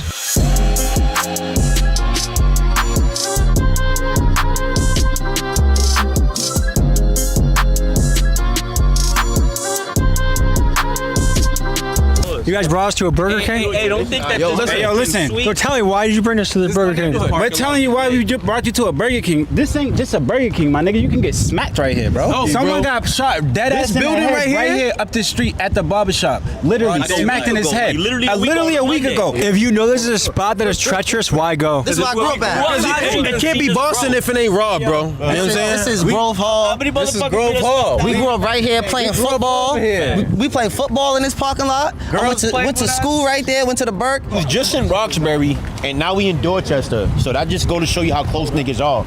That's Washington Street. 2-minute ride. And this right here is like a main street, Columbia Road, and I mean it's connected to Blue Hill. We just came off of Blue Hill, so it's going to show you how close different hoods, different sections of the city come together. And I mean, and these walls right here done got tagged up so many times with RIP to niggas that got passed away. The city come back and cover it. They don't even allow niggas to paint on shit here. They'll be giving candles and all that, be there for a couple weeks. I'm saying, but you know. They don't let the dead live in peace, man. And when they ain't just jumping off the porch, they diving off that shit, so you gotta be safe for real. Say what up to Tommy right quick, bro. Hey, yo, let him know where we at, bro. Right in the hood. Side Exactly. Street. For me? Yeah, that's Side Street. Hey, yo. He said, why you bring us to a Burger King? Hey, yo, you think he was kind of crazy when he said that? Yeah. Hey, yo, let him know exactly what the fuck be going down over here. Let him know, tell him what it is, bro. It's a Burger King, bro. Let the niggas know, bro. It get crunchy over here. It definitely get crunchy over here. Yeah, that's always crunch time. On dogs. We're in a Boston trench right now. There's energy in the air. There's kids on mopeds driving around, and it's got that East Coast boisterousness. It feels like it's one of those areas that anything could go down, and I'm sure a lot has gone down here. But what's crazy is at the same time with all this, there's RIP on the wall and there's stuff happening. By day, kids are playing kickball and football and playing in this area, and by night, the teenagers and adults are living a whole nother type of lifestyle. Do you have any final thoughts you guys want to say to the camera? Stay blessed, stay humble, never give up. Everybody go through shit. Don't matter what city you from. Don't matter if you from Boston to Idaho to fucking New Mexico. Yeah. Everybody got a ghetto. Everybody got a struggle. You know what I mean? Just keep fighting. Don't give up on yourself. Stay solid, 10 toes down. In these cold conditions, we must learn how to survive, thrive, succeed. Head to TommyGMcGee.com to purchase the future of winter fashion.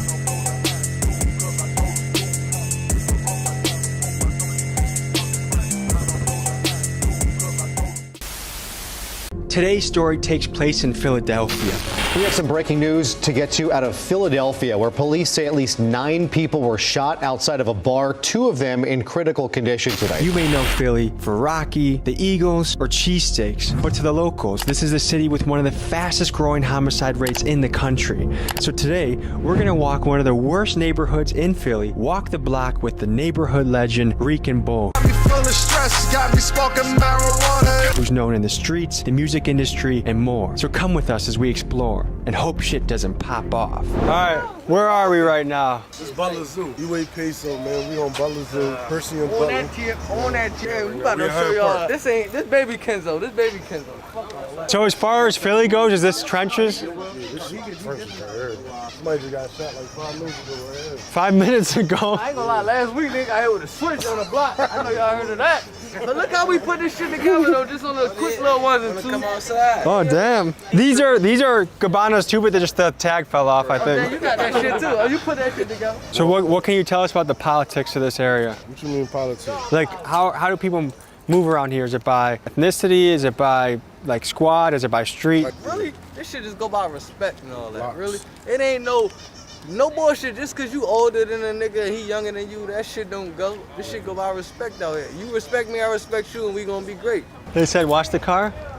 All right, we just gotta check it. So what do the spider webs on your elbow signify? That's some shit I wanted as a kid. I don't fucking know. Were you a big Spider-Man fan, or what that you just thought would look cool when you were a Nigga, kid? how old is you? 28. Nigga, you my age. You think I ain't like Spider-Man? I like Spider-Man, Batman, all them niggas. We outside. I'm gonna take y'all to the little trenches right now. Y'all came through a little early, but we ain't. So hey, do people not fight anymore in the hood or what? No. Don't you feel like that would solve a lot of problems if people stop shooting and just use their hands? I'm licensed to carry, so I ain't got my motherfucker on me. I'm licensed all the time. Nigga come through this motherfucker. What? How hard is it to get licensed to carry? It's a little hard. You got felonies? Not yet. I beat my joint, so that's how I got mine. Yeah. Oh, y'all ready for baby Kenzo now? Wait, we're going to another version of Kensington? Baby Kenzo. Oh God, so it's Junkie Alley? So you just can't escape it. Look at my floor. Look at our floors out here. Like, this shit's real. Look at it. She got the pipe in her hand. Yo, we just shooting the fly, guys. This is my neighborhood. Oh, this is my bad. You know when you famous, what's happening? Look at this shit. Get this. This Philly. This shit treacherous. Like, they go in there. What? They go in that. What? You heard? That's their house. Manny, let them know. They go in there, right? Yes, the fuck What they is- do. That's my man block. So, no, that's my cousins. This my folks. Let them know what's going on. Oh, Oscar, let them know what's going on. Right You know everybody, huh? Let them know what's going on right here. This shit, this how we carry it, right? Yeah, they know. That's what you said, ghetto. No, but they living like that though, right? It's never like that. Told you. So what do people do down there? You gotta go and see, right? You gotta find out. Yeah, but So we got the motherfucking I cameras see out. you're properly strapped up. Does that make you feel a lot more comfortable? Nah, but what's so crazy? Don't let that go over your head. Nigga. You got them Jones on you. You still get left. You can be strapped You still get left. and still get killed. Like, you know what I'm You saying? still gonna get your taco. I'm gonna tell you the other day, I'm parked, 3 bulls pulled behind me, strapped, hopped out, boom. I'm like, it would have been over for me. You see what I'm saying? The other day I was making a stop in Milwaukee. Guy with a ski mask runs up behind the car, and I was like, oh God, here we go. You don't have active beefs going on? Fuck, yo, that's why I'm walking like this. You see this? A lot of niggas can't really do this because they want to be 30 deep. Look, it's just me, him, and him. That guy looks like, you look like the businessman right there. That's another thing. You ready? What's up, baby? He used to be like us, but he changed his life.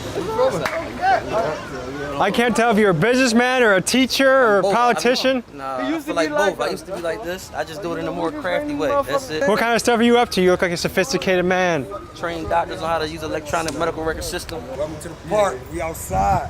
Where are we right now? 10 in the park. We on Franklin and Pike.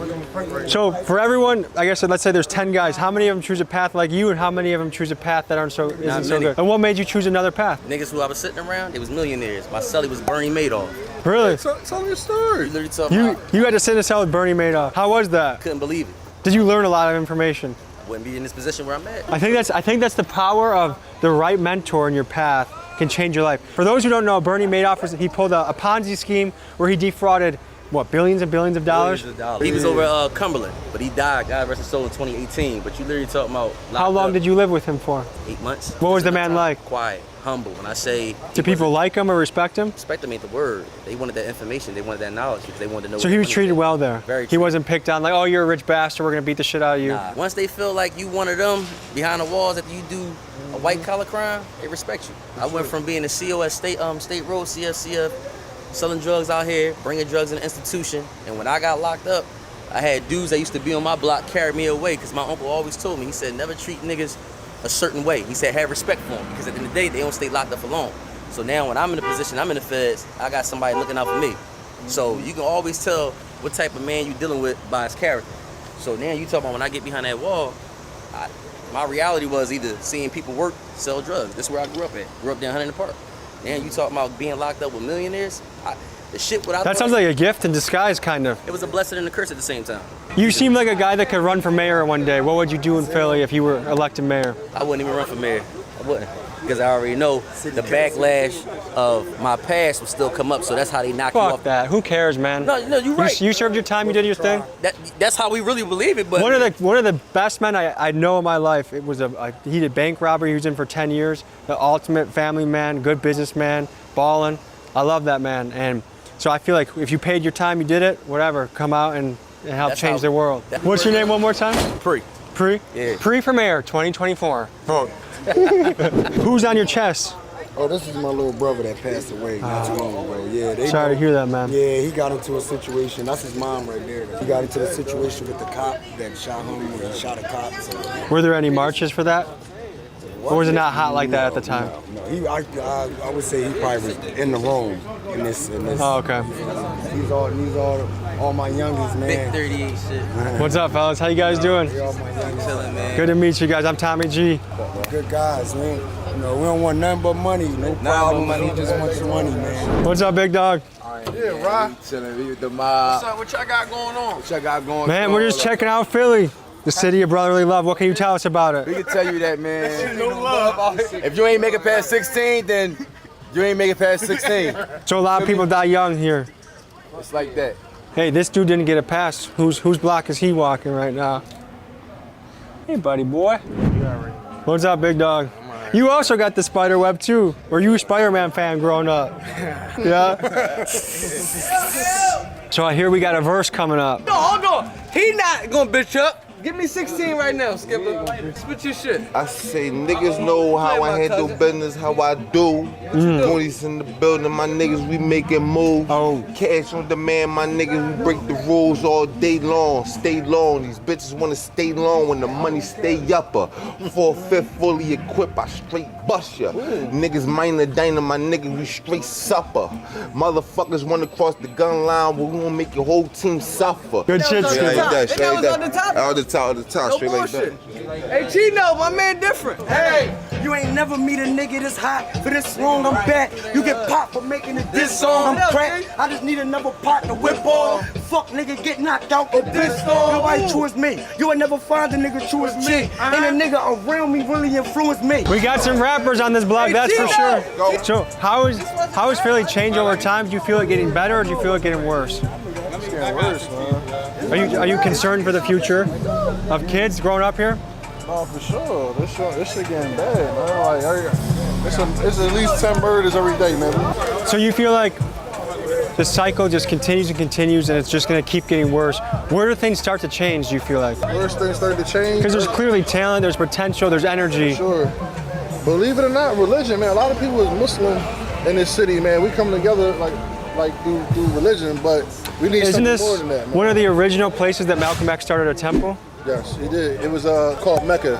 That's when he was with the Nation of Islam. With Elijah Muhammad. Yeah, that was a Sunni Muslim. So guys, I think it's always important to learn about history, and if there's two Philadelphia people, I read their biographies multiple times. I would read Benjamin Franklin and Malcolm X. Malcolm X isn't from Philly, but one of the first temples he made was in Philly.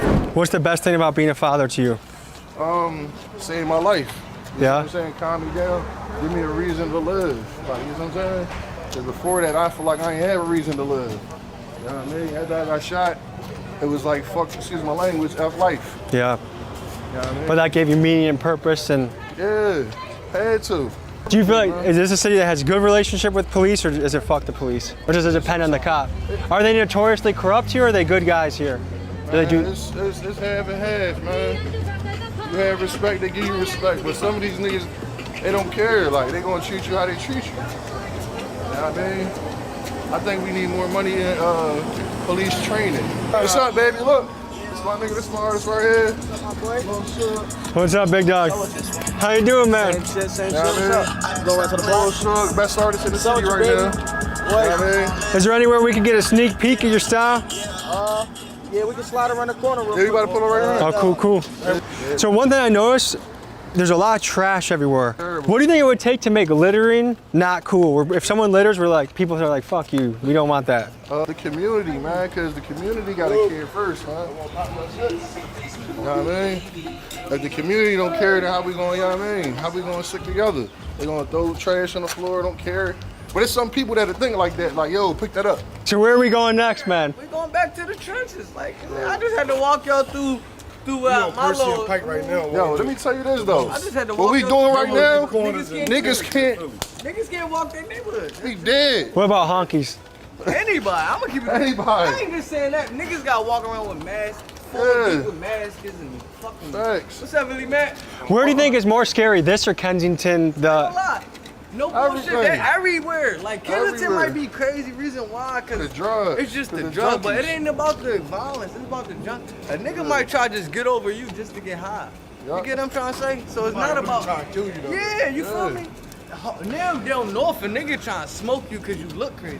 So people will kill you for petty shit here. Nigga gonna kill you because they looking at you wrong, no bro. funny shit. It could be, yo, who you looking at? Come here, Who you come looking here, at? come here. I'm about to ask my man that just walked. No funny That shit. quick. Bro, look, a nigga just got killed 2 weeks ago over $10. Over $10? Hey, yo. Hey, Get a goddamn GoFundMe and give this guy $10 then. What do you think it would take for people to love each other enough not to kill them over $10? It takes more. It ain't even about money. Yo, well, everybody spread had the wealth. Spread the motherfucking wealth. Everybody had PPP. No, I won't even say that because everybody had PPP unemployment. It still was murders. Hey, so I hear this theory a lot when I walk into neighborhoods is that people believe that the government dropped off crates of guns in the neighborhoods. Do you guys believe that? They used to. They yeah, used for to. sure. They probably do still. They probably just don't do it as much because, you know, there's more eyes and shit on them. But How easy is it to buy a gun here? You could ghost guns. This shit is sweet. Like, nigga, How much do I need to buy a gun? $300. And how quick can we make? Not that we would, but how quick can we make it happen? Shit, 5 Yeah. minutes. Yeah. It would be that quick to get a gun. Yes, you can get. But you need one? I think I'm gonna call this video "Walking the Block in Philly." Yo, because people can't do this. I'm telling you. So, what about your reputation allows you to do that? Like, how have you been able to build that up? Man, you never build bridges and don't burn them. You see what I'm saying? I always show love. I'm not from here, but guess what? I show love to everybody from here. I put niggas in position for nothing. You see what I'm saying? Suge, the guy we just pulled up on him, I went and took him to a record label. You see what I'm saying? So, because you have goodwill towards people and you help people without anything in they show asking what's return, that's been given your reputation is good around here. T.Y., one of the best coming out of the city. You already know what the fuck going on though. CF in the label, and man, we coming hard. Everything, man. Let me throw something off y'all real quick though. You feel me? Yeah, I feel you. Hey, let's go, big Tell dog. T.Y. in the city, man. You already know. I'm going all in. I said, yeah, stacking and flipping, I'm making it happen. I stay lacing the latest in fashion. Popping shit, but I don't do the bragging. And the field with the players like, man. What I noticed about the Philly style, it's a very bar for bar type of style. Is like you guys get down, you guys have good rhyme schemes, you talk about complex shit, and you get to the point. Like that's the style of rap that I actually grew up on, was like the underground almost, where it's just like they hammer verses. Right. Yeah. I like that, man. I like that a I like lot. Certified Trapper too, man. Yeah. You put me on. Another guy. No, that ain't everything yet. That shit ain't no. What's his name? Super Dave or something? Yeah, Girl? Super Throw Dave. I fuck with him. That Wop Wop song. Yeah, Wop shit crazy. Shout out Super Throw Dave and Yeah, Certified I fuck Trapper with him. from Philly to Milwaukee, baby. Yeah, get with me, man. I mean, we might make some moves. I fuck with folks. But yeah, man, like I said, Suge, man, I didn't just got talent, man. I done took him down labels and everything. How'd you find them? I found him because of my man. You know what I'm saying? My man, Shout out to my man, Eway Peso. You know what I mean? And listen, let me tell you, he don't even got the craziest following and the label offers. You know what I'm saying? So that's pure talent. You got a path, man. Keep on chasing that. Good things will come, man. Appreciate it. Hey, appreciate Give you. me your Instagram. What's your Instagram, Suge? Go follow me on the gram at Lil Suge 2X. That's LILSUG 2X. Describe Philly in 3 words. Philly. We act bad. Yeah. We like girls. And we get money. And what do you go by? What we go by? What's your name? I go by Twan. Twan. What they call you out here? What they call you on the block? They call me Twan Gotti. You know what I'm talking about? Yes, sir. I hear you, man. Loud and clear. Everyone has a choice. You get to choose. I hope you pave a path that's not just good for you, but your family and your community. Warning. The documentary you're about to see is for educational purposes only. Flint, Michigan is a place plagued by drugs, guns, and violence. This is what life is like in Flint, Michigan. Viewer discretion is advised. I'm dropping one of the coolest t-shirts I've ever made, a Flint edition. Check this out. Tommy G, Grindhard E, YSR Grams. The last drop sold out insanely quick, so get yours while they last. TommyGMcGee.com. Big dogs gotta eat, baby. Let's go. Hello, ladies and gentlemen. I'm Tommy G, and welcome to Beecher. Yeah, a whole lot of dangerous shit. Don't play with me, get your ass back. Yo, baby mommy, she want my salami.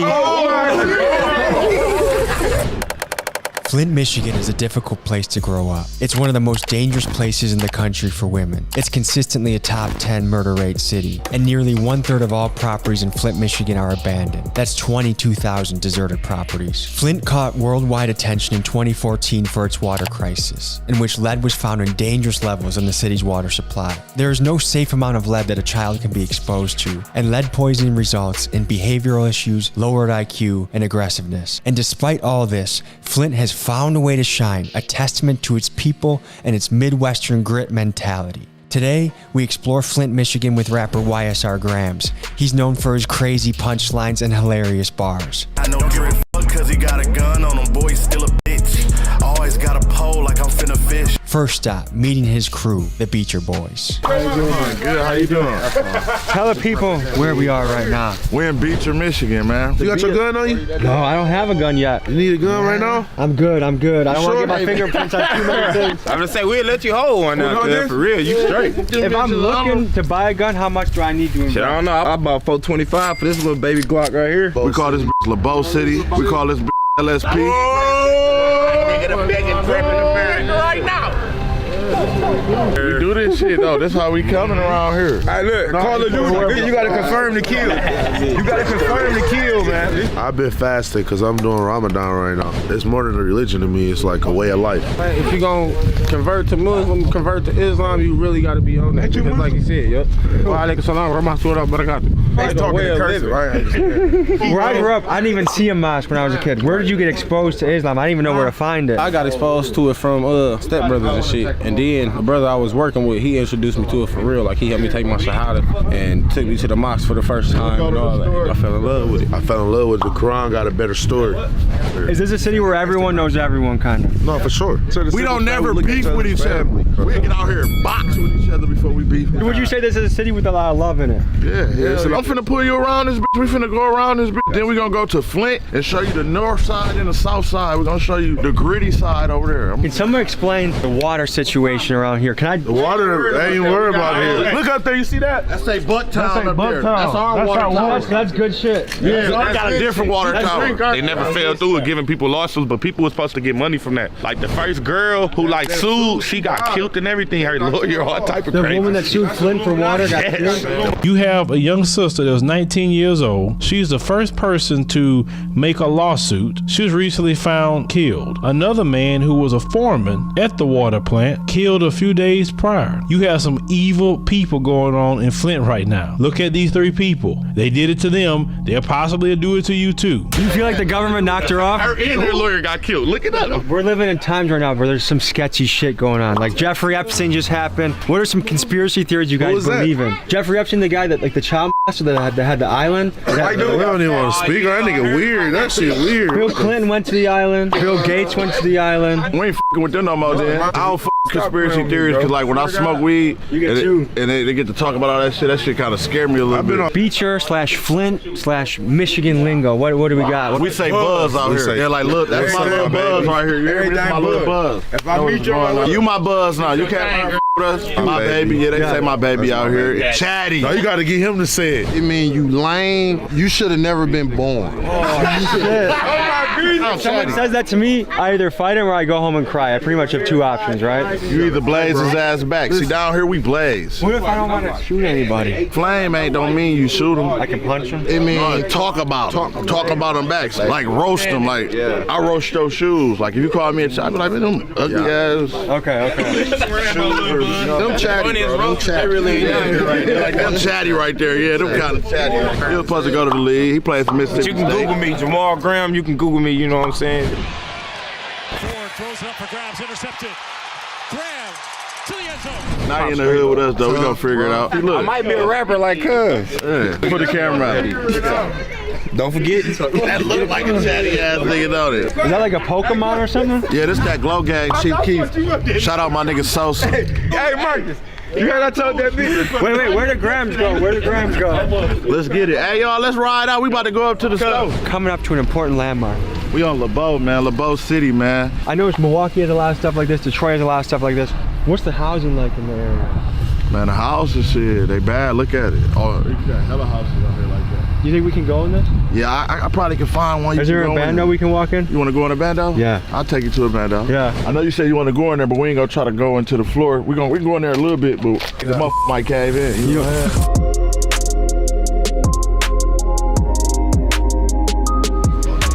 What's up, how you doing? Tommy, nice to meet you. There's no good actual food here. There's nothing, like if you want to get big and strong, there's nothing good in here. This ain't no protein store. This some shit you get high, you can just smash some shit. You feel me? Like, look, I don't really like these because they don't really got the ones I get the red bag. But, you know, I just grab these dudes. Tell us about Faygo. I love these Faygos. I was looking for the clear. I know what we do with these. Oh, you mix. I know what you do with those.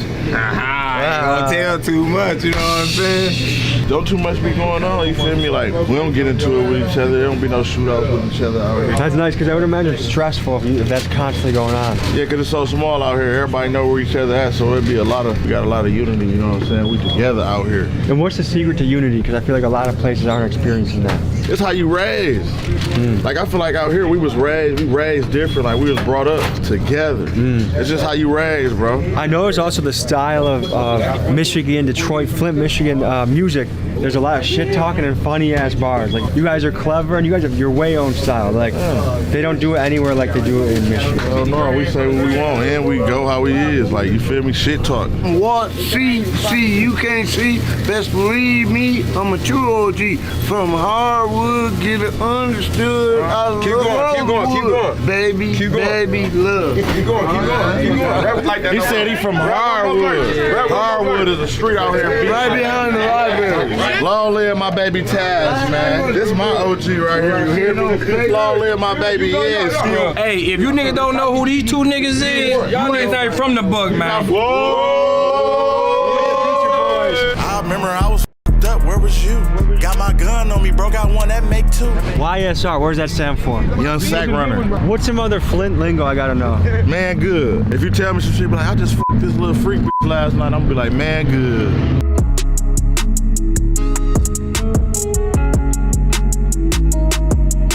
Damn, there's a lot of boarded up shit around here. 1, 2, 3, 4 behind us. 5, 6, 7, 8. Now this is something I think is really important to explore. How it impacts a kid psychologically to walk outside and see f***ing abandoned shit. It would affect me, I know. So all the boards on the doors, those are just abandoned apartments. Yeah. There's a lot of them right here. There's a lot. There's probably like 20 out here. 30 of them out here. So this building might only be half lived in. Yeah. Are there squatters, like crackheads that try and stay in these places? No, they can't do it no more. Ain't no squatters, but I ain't gonna lie, there's some dope heads out here. Look, they pay their rent though. They don't even leave them open no more. When you were kids, was it like this? No, this used to be filled the f up. This whole thing used to be filled up. This used to be called a zoo. If you went from Beecher or nobody out here, you couldn't even come out here because it's a one way in, one way out. You know what I'm saying? It's all Beecher boys in here. You don't even want to come out here. You don't know nobody. What's it been like seeing the city slowly just get abandoned over time? It's f***ed up because shit, bro. It's really some nice houses. Like, if I'm a trap boy or if I'm a give money type of person, you know what I'm saying? I'm trying to invest. You take these houses that's abandoned and you buy them and you fix them up and you sell them. That's what you need to do out here. Mo was telling me a lot of guys are flipping houses right now. Yeah, flipping houses, that's the thing out here.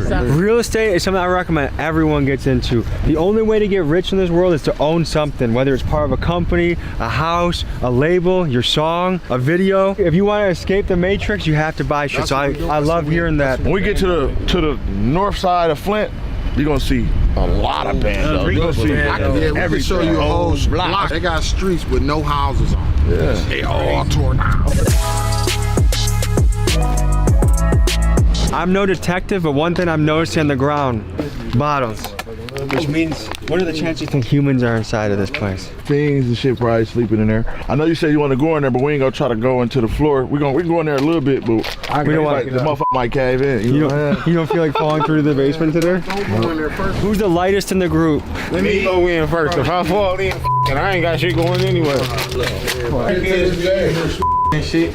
There's lighters everywhere and shit. They got the little. Somebody got look, there's residue all on it. It's a scary movie. This house used to be a beautiful house. I ain't gonna lie, cause I went to school with the people who used to stay here. The north side, this how it be. I changed the color of that bitch there. Man, a whole lot of dangerous shit. Really the northwest side though, you feel me? That bitch got exact with the location. He said northwest. So what percentage of houses you think are like this in this area? Just and this house probably $2,000 for this house, just like this. You said how many houses out here like this? Is this all of them? A whole lot of them. Do you guys want to stay in Flint and make it nice and recruit people here, or do you guys want to peace out of Flint? I want to do the best I can do for Flint. I reach. Ghost in this Dog, for real though. This is where they put the crack, they chop that bitch down, put it in the pipe and smoke. I've walked a lot of properties. This is up there on the most disgusting property I've walked. There's shit everywhere. That's grimy as we ain't even get that far. Bitch wanna suck my for 40. They tell them back in the day in Beecher Grams, 2 for $5. It's a real life story, Grams. I had the best head I ever had in my life for $40. Swear to God. Different strokes for different folks, you know? If police ride by, do they stop you for all that? It's open carry law. They can't just walk up on It's open carry law. They can't say shit. See, me, I ain't gonna never be worried. I got my CPL. I'm one of them smart hood niggas. I feel like everyone should have that. I recommend anybody who ain't got no record to get you one of these. How easy is it to get one of those? If you ain't got no record, you gotta be 20. They just passed the law where all of your motherfucking records gonna get expunged automatically. So once your shit get good, go get your shit. Look, you a big time vlogger, bro. You gotta be aware. People hating. They want to take everything from you. They want to see you down bad, bro. I try and show love, so I hope I don't get too much hate, you know? I think you're onto something. I feel like a lot of men should be getting their license, because then they're legit and they're good and they can be comfortable. Hell yeah. It's what? It's like $80 to buy it or something like that. Like the class $60 to $70, and then you 20, and 3 months before your 21st birthday, you can apply for your gun license.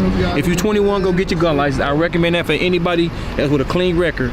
Don't try to be hood, don't try to be street when you ain't got to be. I got mine, but I ain't gonna show it to you, nigga. Too.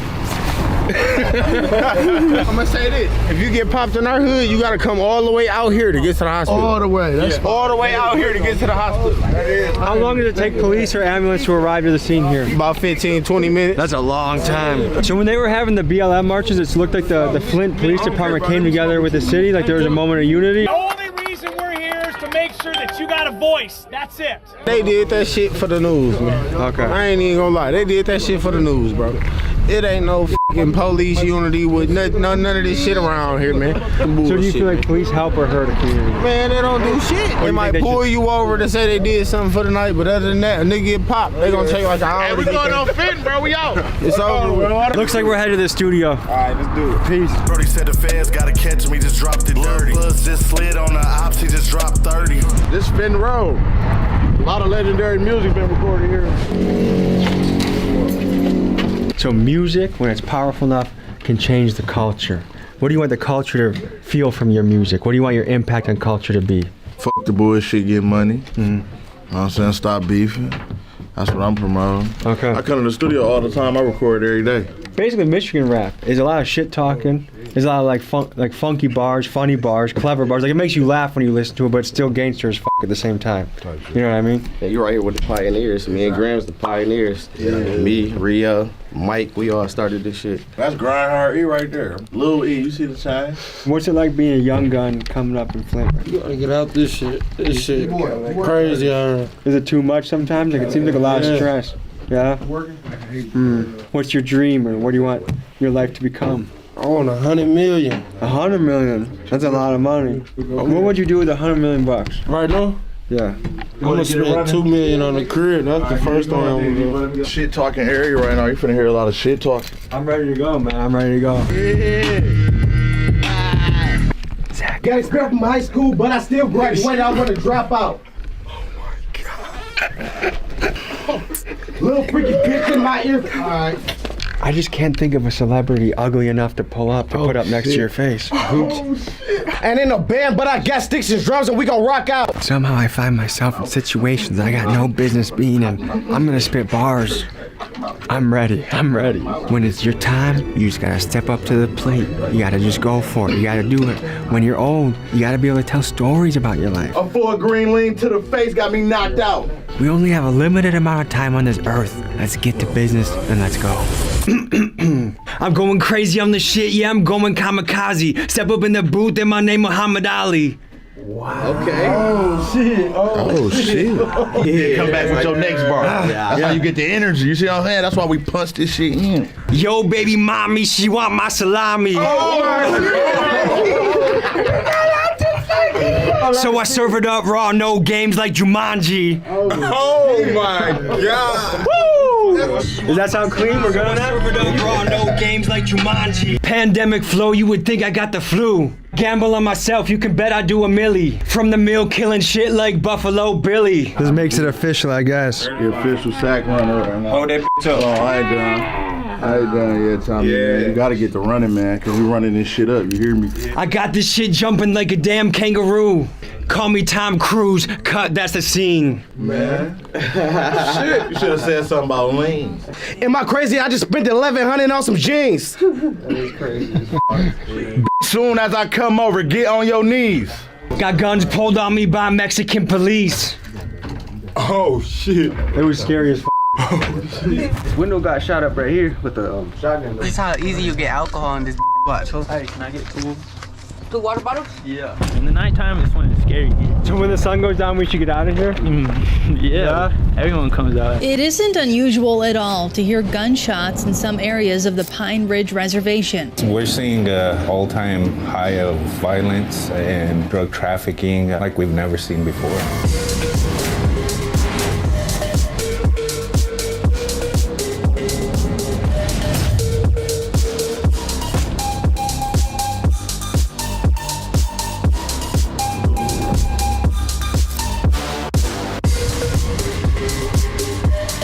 You had to use that before? Yup. On a person? Yup. I probably can't ask any more questions than that, huh? No. But tell me about the process of flipping this into pints. How does that work?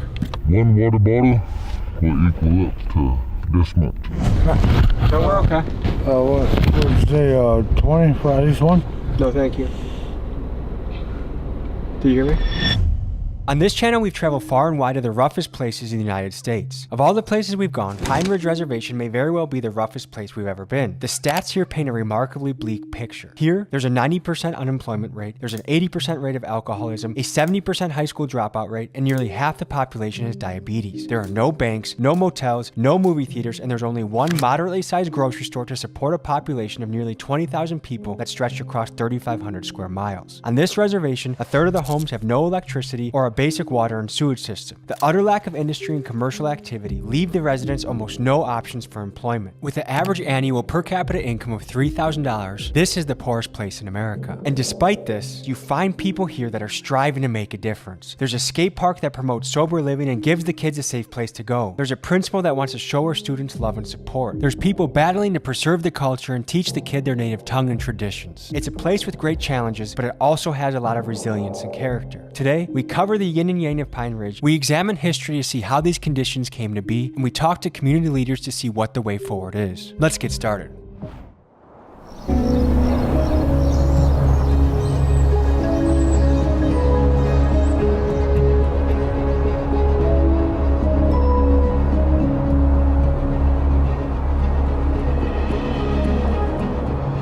Folks, we are on the outskirts of the Pine Ridge Reservation, one of the most notorious reservations in the country. It feels like we're on another planet. We just passed through the beautiful remote Badlands, and now we're in this rural hill country. This was ground zero for some of the Native American struggle against the US government. This is a place that still has a lot of roots into their history. They still speak Lakota. They still have sun dances. They still have a lot of the ceremonies that have guided their culture for years. But as you can see, 2 ambulances passing by.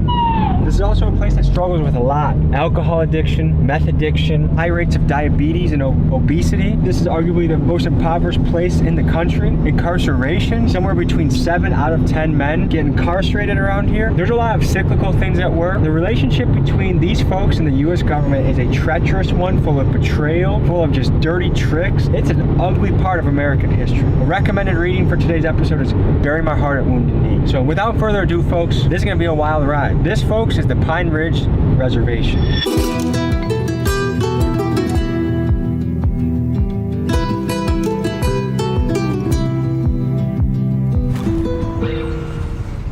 I'm Oglala Lakota. I'm the founder of the Mothers Against Meth Alliance. Is meth still big out here, or has fentanyl replaced it? We do have fentanyl. We got a few deaths from fentanyl. I do harm reduction here, which is illegal as for me to have clean needles. They said they'll charge me with dangerous drug paraphernalia. The local PD? Yeah. A few years back, we had a young girl who was gunned down on Main Street up here, and that was like probably my 3rd year fighting meth. Everything I do, I pray about, and what came to me was need to start patrolling the streets. I've been doing this for 10 years now. How bad is meth in the area? Meth is horrible here. Like what % of people would you say are on meth? 90. I'm building a detox, a grassroots. Our build date is June 1st. Beautiful. And it's going to be a healing center. We're going to build a food forest. We're going to have a safe house for young people escaping drug addiction. This is in the middle of nowhere.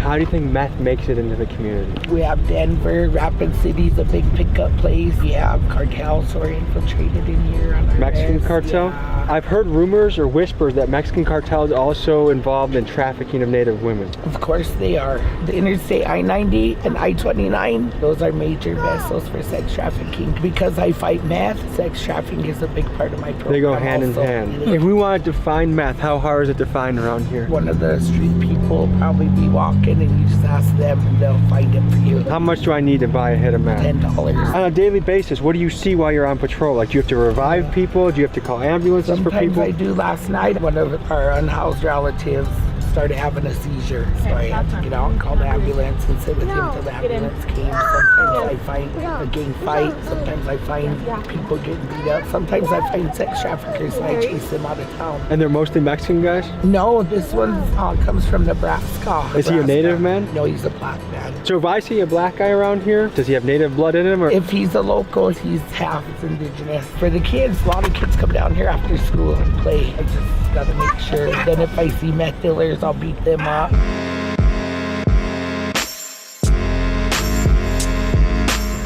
What can you fellas tell us about the area? It was rough growing up. It looks like it could be fun, but it also looks like it has some sketchy spots too. There's a bunch of sketchy people, a bunch of like missing women going on, some kids. Does everyone know about the missing women? Yeah. That's no secret around here. No. The Rapid City Police Department is asking for your help finding 26-year-old Michelle Elbow Shield. Pine Ridge woman has been missing since mid-December. Remains of Shayna L., young man afraid of his horses, were found last night on the Pine Ridge Indian Reservation. I just went to a conference this morning in Rapid City about missing women. They said, oh, it's MMIW. I didn't know what that was, but that's a commonly known thing around here. Where are these women going? Are they getting killed? Are they getting trafficked? Getting trafficked, killed, everything. I just heard from Mother Jules. I don't know if you've talked to her before. That's your grandma? Yeah. Apparently cartel has some roots in here. Yep, there was rumors of the cartel being here. We were just talking about some of the trafficking that's going on. We were at a conference this morning about missing women. Everyone knows about that? Everyone's heard about that? That's sketchy as common. Who is taking them out? Is it their boyfriends? Is it their husbands? Is it random people? Could be random people, could be the boyfriend. Is domestic violence high around here? It's very high. Is it just men hitting the women, or do the women hit the men too? Both. That's a tough way to have a relationship. It really is. I can't lie. It's kind of normal around here. I try not to be that way though. We as men are supposed to be the protectors. I mean, if we're the ones terrorizing our own family, that's not the best path. What was it like growing up here, fellas? It wasn't bad. It was kind of rough as well because the environment kind of bad because the alcohol and the drugs and there's nothing to do around here. You just get it so easy. I see you have someone on your shirt. Tell me about that. My cousin, he died from cancer. How old was he? 22. Do you know how he got it? You don't really go to the hospital here if you don't want it. Is there a solid hospital in town? There is.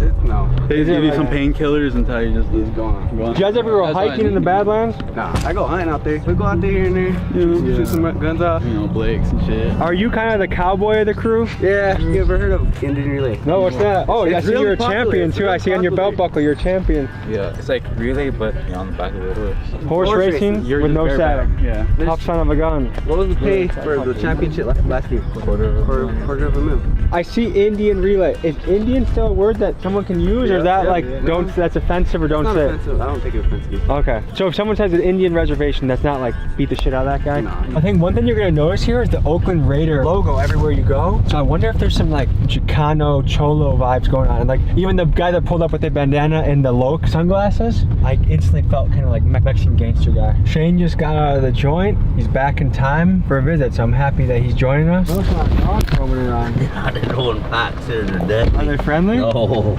They will attack you and they will kick you to the ground. It's really? Crazy, yeah. Have you ever been attacked by a dog? I have. More than once? More than once. Holy shit. I've been in and out of prison all my life. I got into the federal system when I was 14. That's young. Went on to a boys ranch till I was 18, on to federal juvenile prison till I was 21. What was the boys ranch like? It got me a high school diploma, a boxing club. It pushed me in a good direction, but coming back to surroundings like this at a young age and being vulnerable, it was easy to get sucked right back in. Coming back to that, gang banging. Am I allowed to ask if you were TBZ? Yeah, I'm TBZ. That was the most powerful gang in the area for a long time, right? Was. Is it still around as much as it used to be? It's still around in the state prisons, federal prisons, here. Is TBZ mostly older guys, or are there young cats in it now? It's generational. Everywhere I go right now, I find that the 14-year-old kids, 15-year-old kids are doing the most crazy shit. It's crazy, the guns, kids packing guns, there's regular murders. Back then there was some, but it wasn't like it is today. But again, it comes back to how they're raised, no role models, and look where we live, where we have to grow up.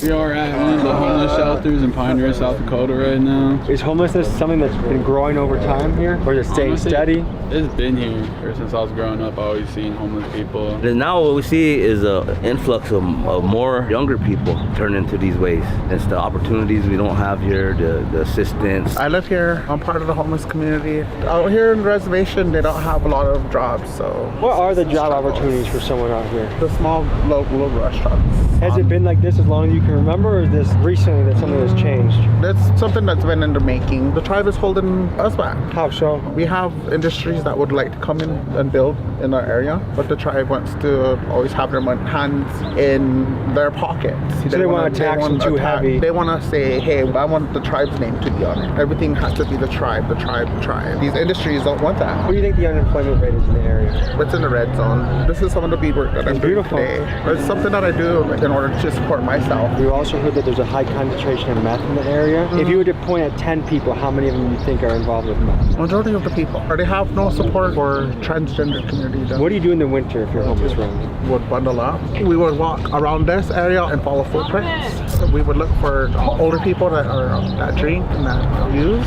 Their bodies are so intoxicated that they don't realize that they're cold. They'll fall asleep. And they can freeze to death. This past winter, we lost quite a few people to freezing to death outside. Sorry to hear that. Alcoholism is one of the strongest forces working against the people of Pine Ridge. The bottle has wreaked so much havoc here that it's been referred to as a liquid genocide. Pine Ridge is actually a dry county, meaning that alcohol here is illegal. However, it's easy to find. You can find a bootlegger anywhere you look. Alcohol-fueled crimes fill the reservation jails, with DUIs, domestic violence, fights, murder, and bootlegging being commonplace. The relentless tide of alcohol sweeps away the years, leaving Pine Ridge residents with some of the shortest lifespans in the Western Hemisphere, second to only Haiti. So proportionally, Pine Ridge's alcohol issue makes San Francisco's fentanyl problem look like child's play. The kids wanted to show us how easy it was to get bootlegged alcohol in the area. So they grabbed their GoPro, they went on a mission, and this is what happened next. Alright, we're gonna show you how easy to get. This is how easy you get alcohol in this. Watch, hold on. What do you got? We got 20. We got $20. We'll get some alcohol. What? Boys, let's roll out. No problem. Alright, let's go. Mission Impossible.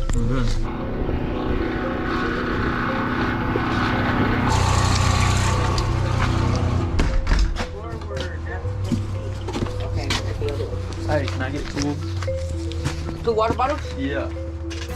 How you doing? How's your dad doing? He's alright. Alrighty then. You guys have a good one. Yeah.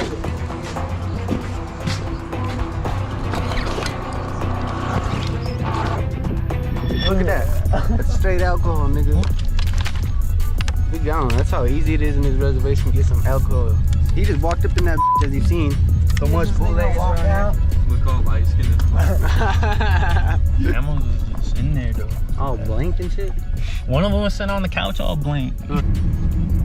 Let's go! What are people mixing alcohol with? What have you guys seen so far? Antifreeze, hand Antifreeze that you put in a car windshield wiper? Yeah. They mix that with alcohol. Yep. Does that actually get you drunk or is it just to stretch it? It just f***s up your stomach, bro. I would imagine someone would feel miserable after drinking that. I know one story of this girl who bought one and she died off it. Why antifreeze? Of all things you can mix it with. Just for that extra buck. They're just trying to stretch it. Yeah. Can you get drunk off a hand sanitizer?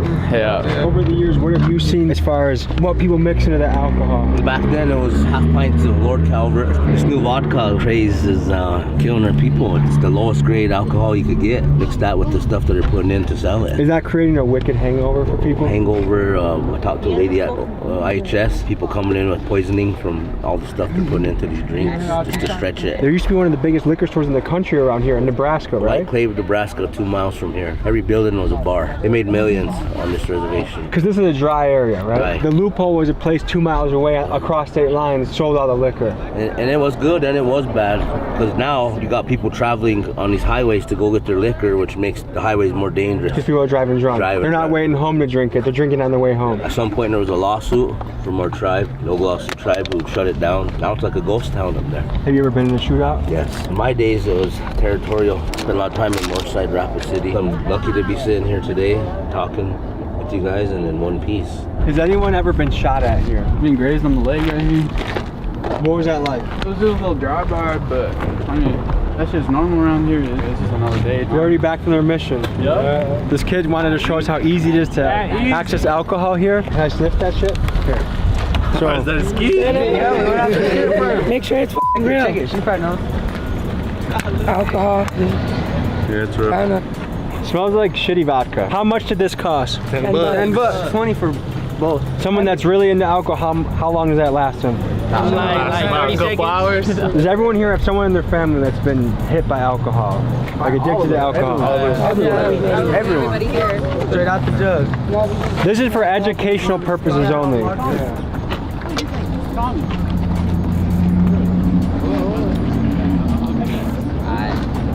Yeah, I'm good on that. Yeah. So that's bootleg alcohol. How enforced is bootleg alcohol around here? Will a cop bust it?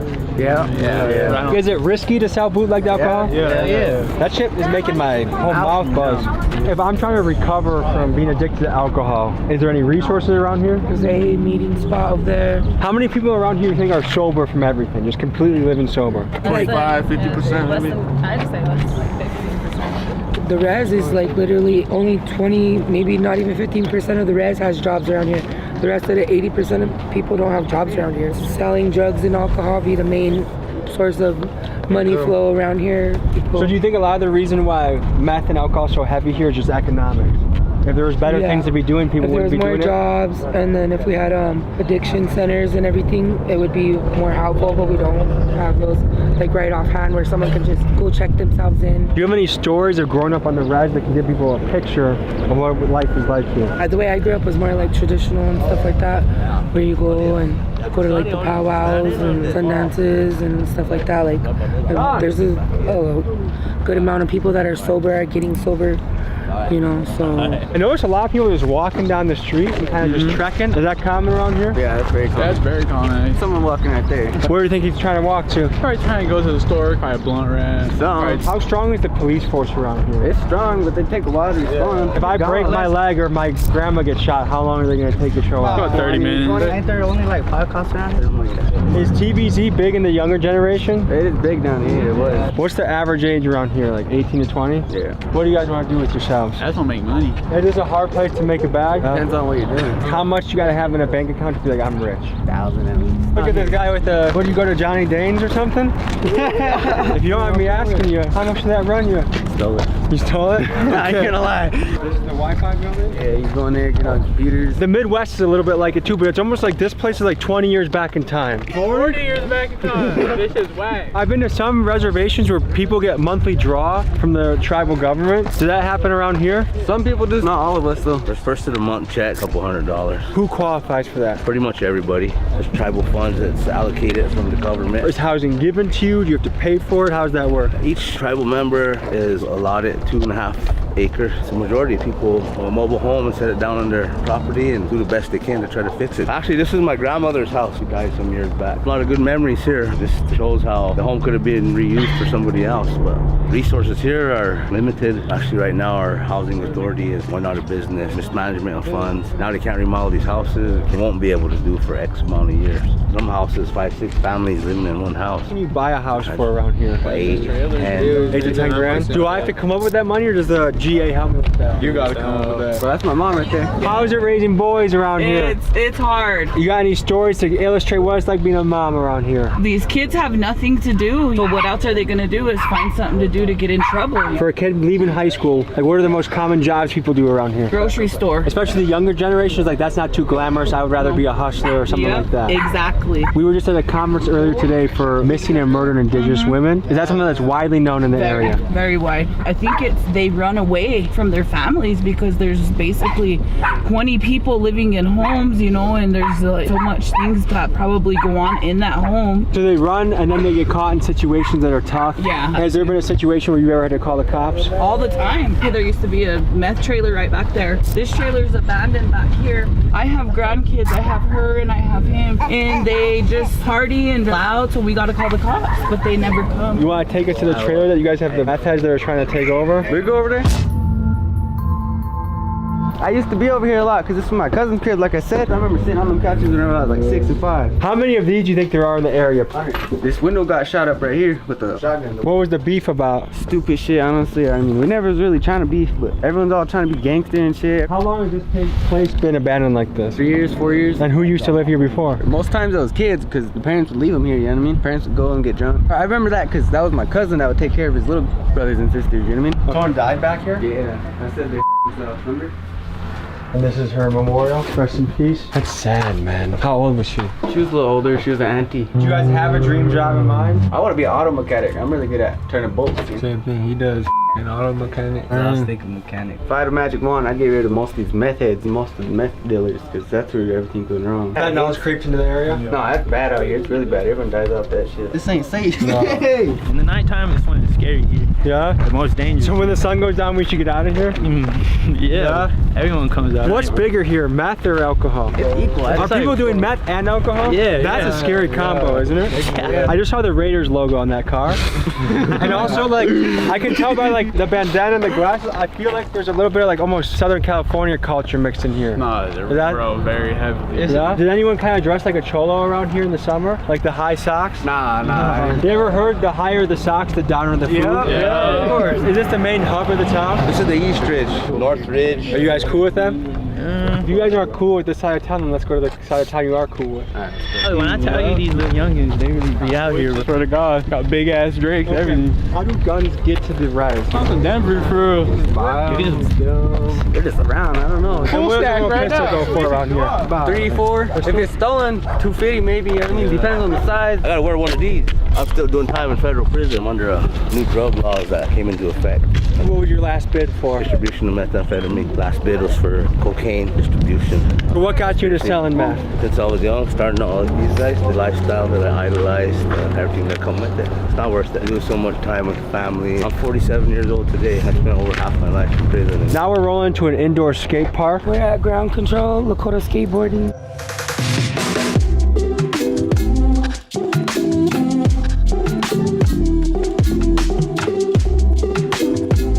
Welcome to Ground Control, bro. This is a cool spot. Me and the skaters built this place. What's the mission of this spot? Eliminate the off season for the skaters. When it snows here, we got a dope outdoor skate park. When it snows, we come here and we just skate here year round anyway. So, Is there a sober living component as well? Yeah. Why is that important to you? I quit drinking almost like 3 years ago. My dad's death was the result of drinking, and I just don't think it's a good thing. And I really encourage the youth not drink and live that healthy lifestyle, because on a skateboard, you can do anything, man. Take you all over the world if you let it. How hard was it to quit drinking, and especially with your peers probably still doing it? How hard was it to pull away and do that? Well, it wasn't really hard. I just quit because just one day it was just too much for me, man, and just hanging over. I quit a month before I got in this building. That's what probably helped me, was building this place. In the future, what we're gonna do is we're gonna get a dope ass kitchen in here, and we're gonna start eventually eating our traditional foods in here. I love it. A lot of the reason that kids are into stuff is because they feel like they don't have many other options or things to do. But this is something. Yep. When is it open? We're open from noon to 8, Monday through Fridays. We're gonna eventually have this place fully staffed, just running like a clock, man. This is really cool what you're doing. You're a leader. People are gathering here. Youth have a place to come. What advice do you have for the youth out there? Just keep following your dreams. If you think you can't do it, know that you can, and write it down, and don't give up. This place is known that there's nothing to do for kids here. And I would always say, where there's nothing, you can do anything. Keep making moves, okay? Kids, especially teenagers, tend to get in trouble if they don't have the right things guiding their path. So whether it's wrestling, skateboarding, chess club, anything that brings the kids in the right direction, I'm a fan of. And that's why I'm donating $1,000 to Kyle and his Ground Control Skate Park in Pine Ridge to keep leading the kids on the right path. If the mission of this skate park moves you, please consider donating as well. We've seen a wide range of weapons on Pine Ridge. This is probably the most crazy one so far. Right here. Right here. Have you had to use that before? Yup. On a person? Yup. I probably can't ask any more questions than that, huh? Nope. Self-defense. Self-defense? Chop them up, feed them to the Badlands.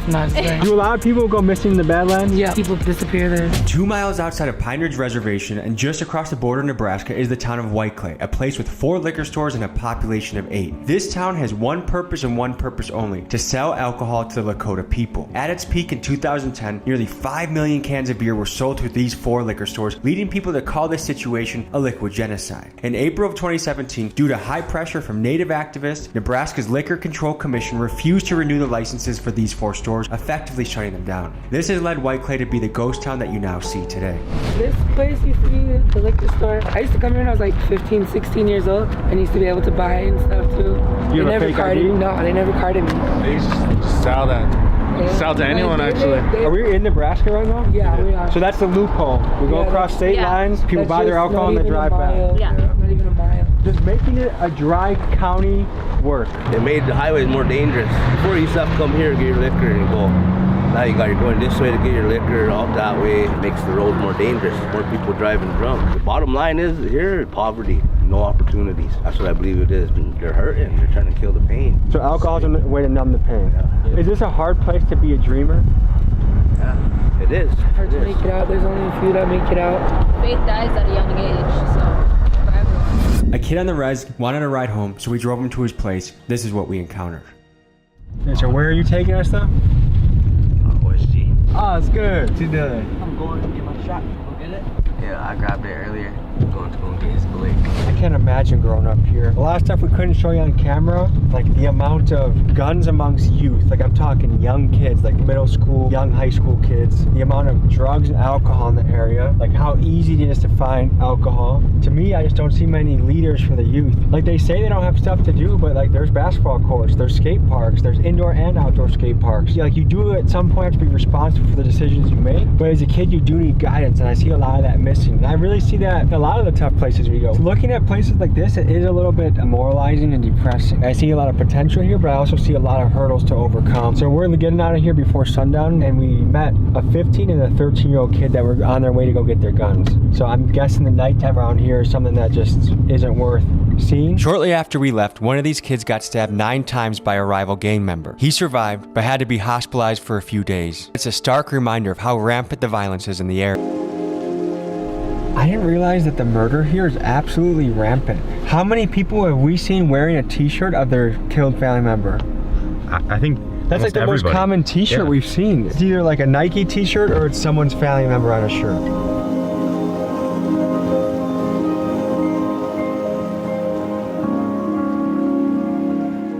Going to Lakota Tech High School next. We were invited by a teacher there to come by, and we're going to talk to a principal as well. But today is a very special day in town. It is the day of prom. Hello. Hello. I'm Tommy.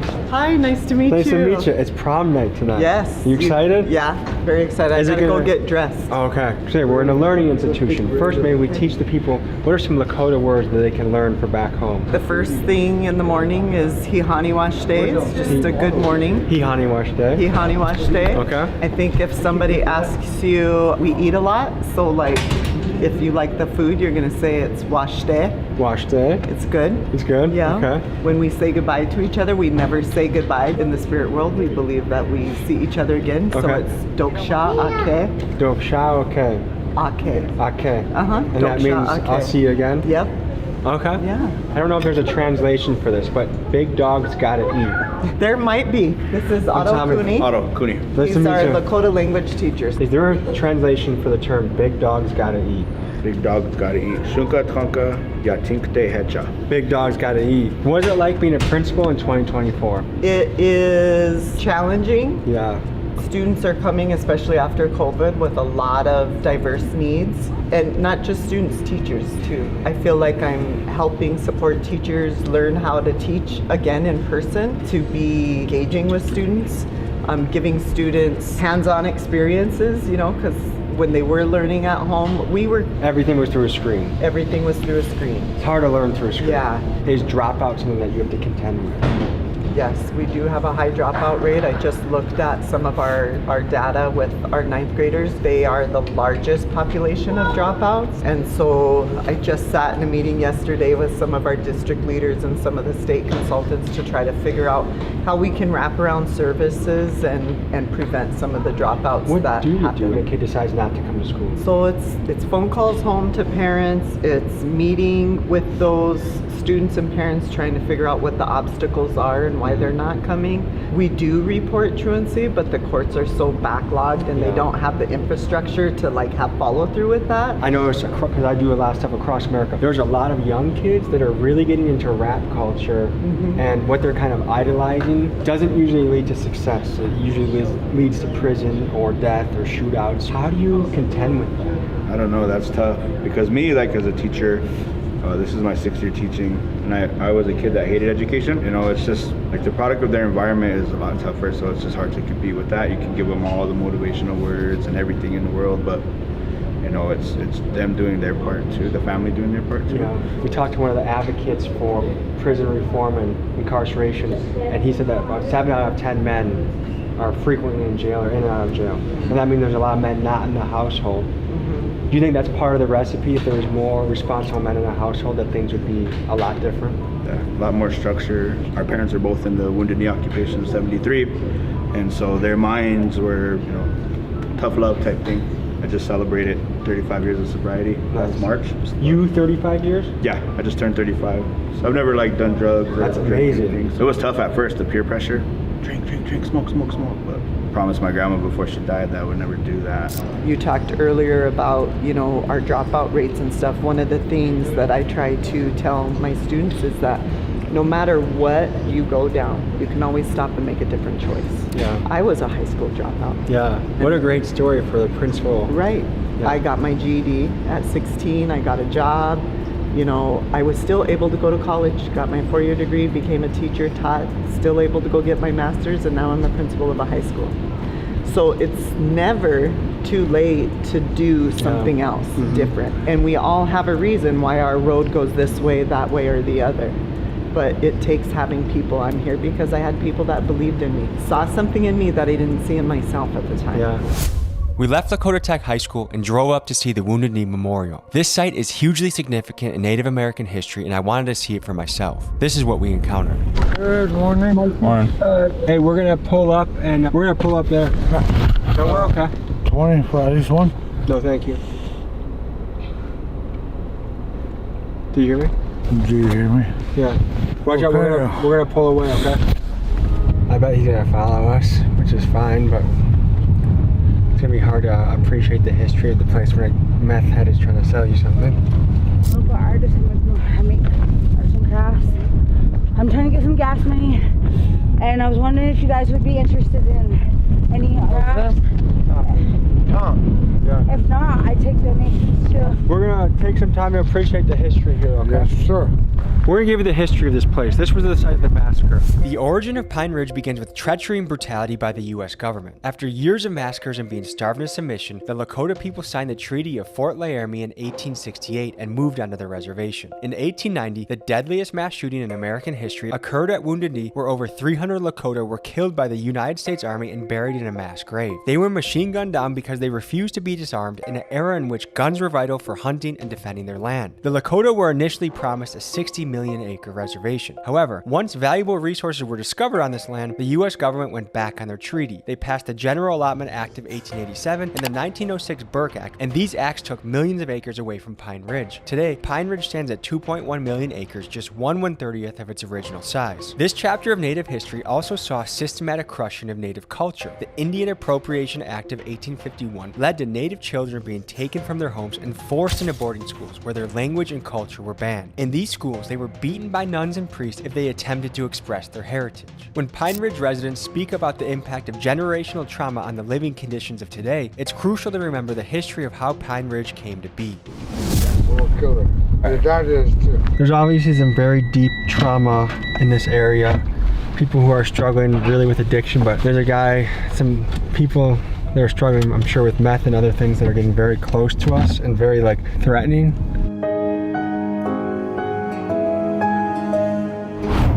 We've been a lot of different places in this country. Some of these conditions is unlike anything I think we've ever seen before. And the thing is, when you visit a place like this, is you never know what the answer is. I certainly think there are answers, but I think nothing is going to happen overnight. How do you change people's actions? And then when you look at the youth who are going to be taking over and you see what they're doing, it's like, oh, how did it not get worse? Like, what will it take for those kids to be engaged and excited and creative and using their juices for something worthwhile? Because man, the youth is worth so much. The youth is everything. The youth is our future. We wanted to learn more about the alcohol bootlegging, so we went to a remote part of the reservation and tapped in with some people that could tell us more. Here's what we learned. This place is, I think it almost looks worse than Pine Ridge. What's going on? What up? Can you tell us about you used to be in the game? What was it like? I used to sell like coke, and sell drugs too, and skips and stuff a little bit here and there just to get you by, whatever, you know. Usually down here, there's no jobs down here. A lot of people do it, almost probably every fucking house does it. But they're so sketched out and everything, because if you get caught down here with it and you have it on you, then putting yourself at risk to go 5 to 10, you know. 5 to 10 years for that? For alcohol. Does that seem like too many years? Drugs, yeah, that's very severe punishment. And you have to do over 80% when it's federal, because it's a federally recognized tribe. People do this for basically profit. We're talking what, $100 to $200 a day? What do you think the average person selling skips makes in a day? Anywhere from $10 to about $200 a day. And all that at the risk of 5 to 10 years of prison. So we found a bamboozled pipe. Oh, messed with? Yeah. What you do is just put half full of water in it, a little bit of alcohol, and then a little bit of it will be luck. Does that still get somebody drunk? This is the bamboozle. You can tell it's fake because once you hit it like that, as well as it'll go up as well. So do people get mad when they get fake stuff? Sometimes they don't even know. One time, I don't know what it was, but we bought a pint like that and we only drank one, and it got us drunk or whatever, but then our insides start shaking because it was mixed with something. What do you think it was mixed with? I don't know, probably hand sanitizer or something. That can fuck somebody up. Yeah, you could literally feel your liver shaking. What's a hangover like on one of these pints? A real bad headache, and probably your insides shaking and stuff because it's trying to process the amount of alcohol. I spoke with 2 alcohol bootleggers to learn more about the business, why they do it, the impact on the community, and what they thought about it. Here's what they said. So fellas, we're talking about the business of bootlegging. How common is it on the res? If I wanted to find alcohol, if I wanted to go to a bootlegger, how many people do I have to choose from, you think? Depends on the housing, whatever housing you go to, each district. There's some people you can go to. If it's in a water bottle, you don't know what they might put in there or whatever, so it's best if you buy it store-bought. So do a lot of people cut it with shit? They usually put Lysol or whatever in there. Lysol? Wow. What happens when you drink Lysol? Honestly, Lysol is gonna make you feel ugly, feel stomach sick. Then that's the point where you have to call the ambulance, and they take you in. Is that where they pump your stomach? Yeah. What attracts people to the liquor when it makes them feel so bad? Whenever they're usually hanging over, sick, or something like that, then they go back to it, so that way they can cure it instead of going to the hospital. So that's why it's such a vicious cycle, because the only way to cure the hangover is to drink more. Let's learn about the lingo. So what's bamboozle mean?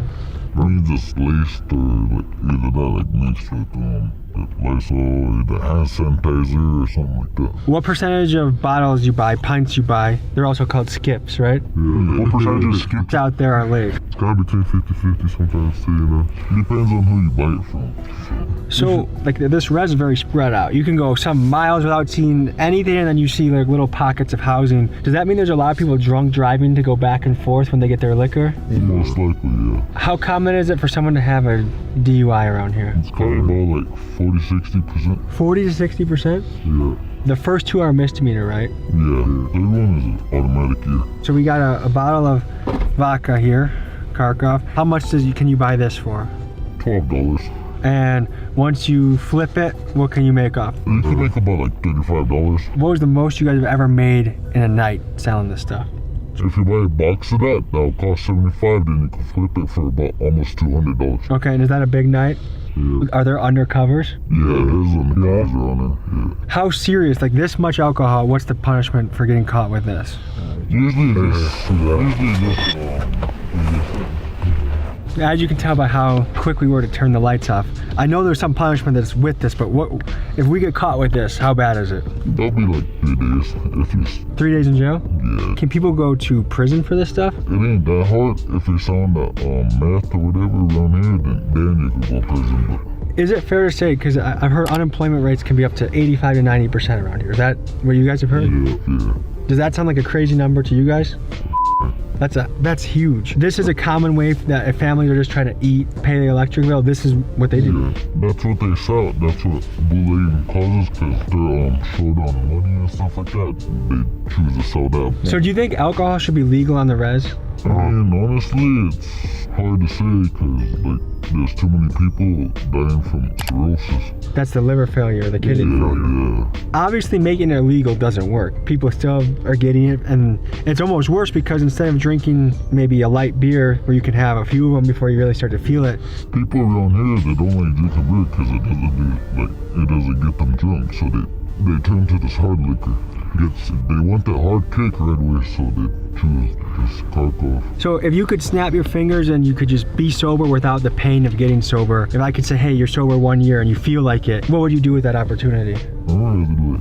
Sober myself up, get a job, get my GED. What job would you think you want to do? You want to be like a yard worker. You just go from yard to yard, help people out. Hell yeah. Any idea on your end? Try to get all my priorities back to, like save up, high school, college or something. Because there's free college, right? Yeah. But tell me about the process of flipping this into pints. How does that work?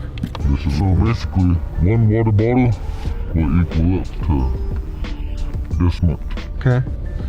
Then you can make about like... Do you stretch it at all? Yeah, sometimes you fill it up right there. And how many pints can this make you? About 3.5. When you hear that, you know it's store-bought.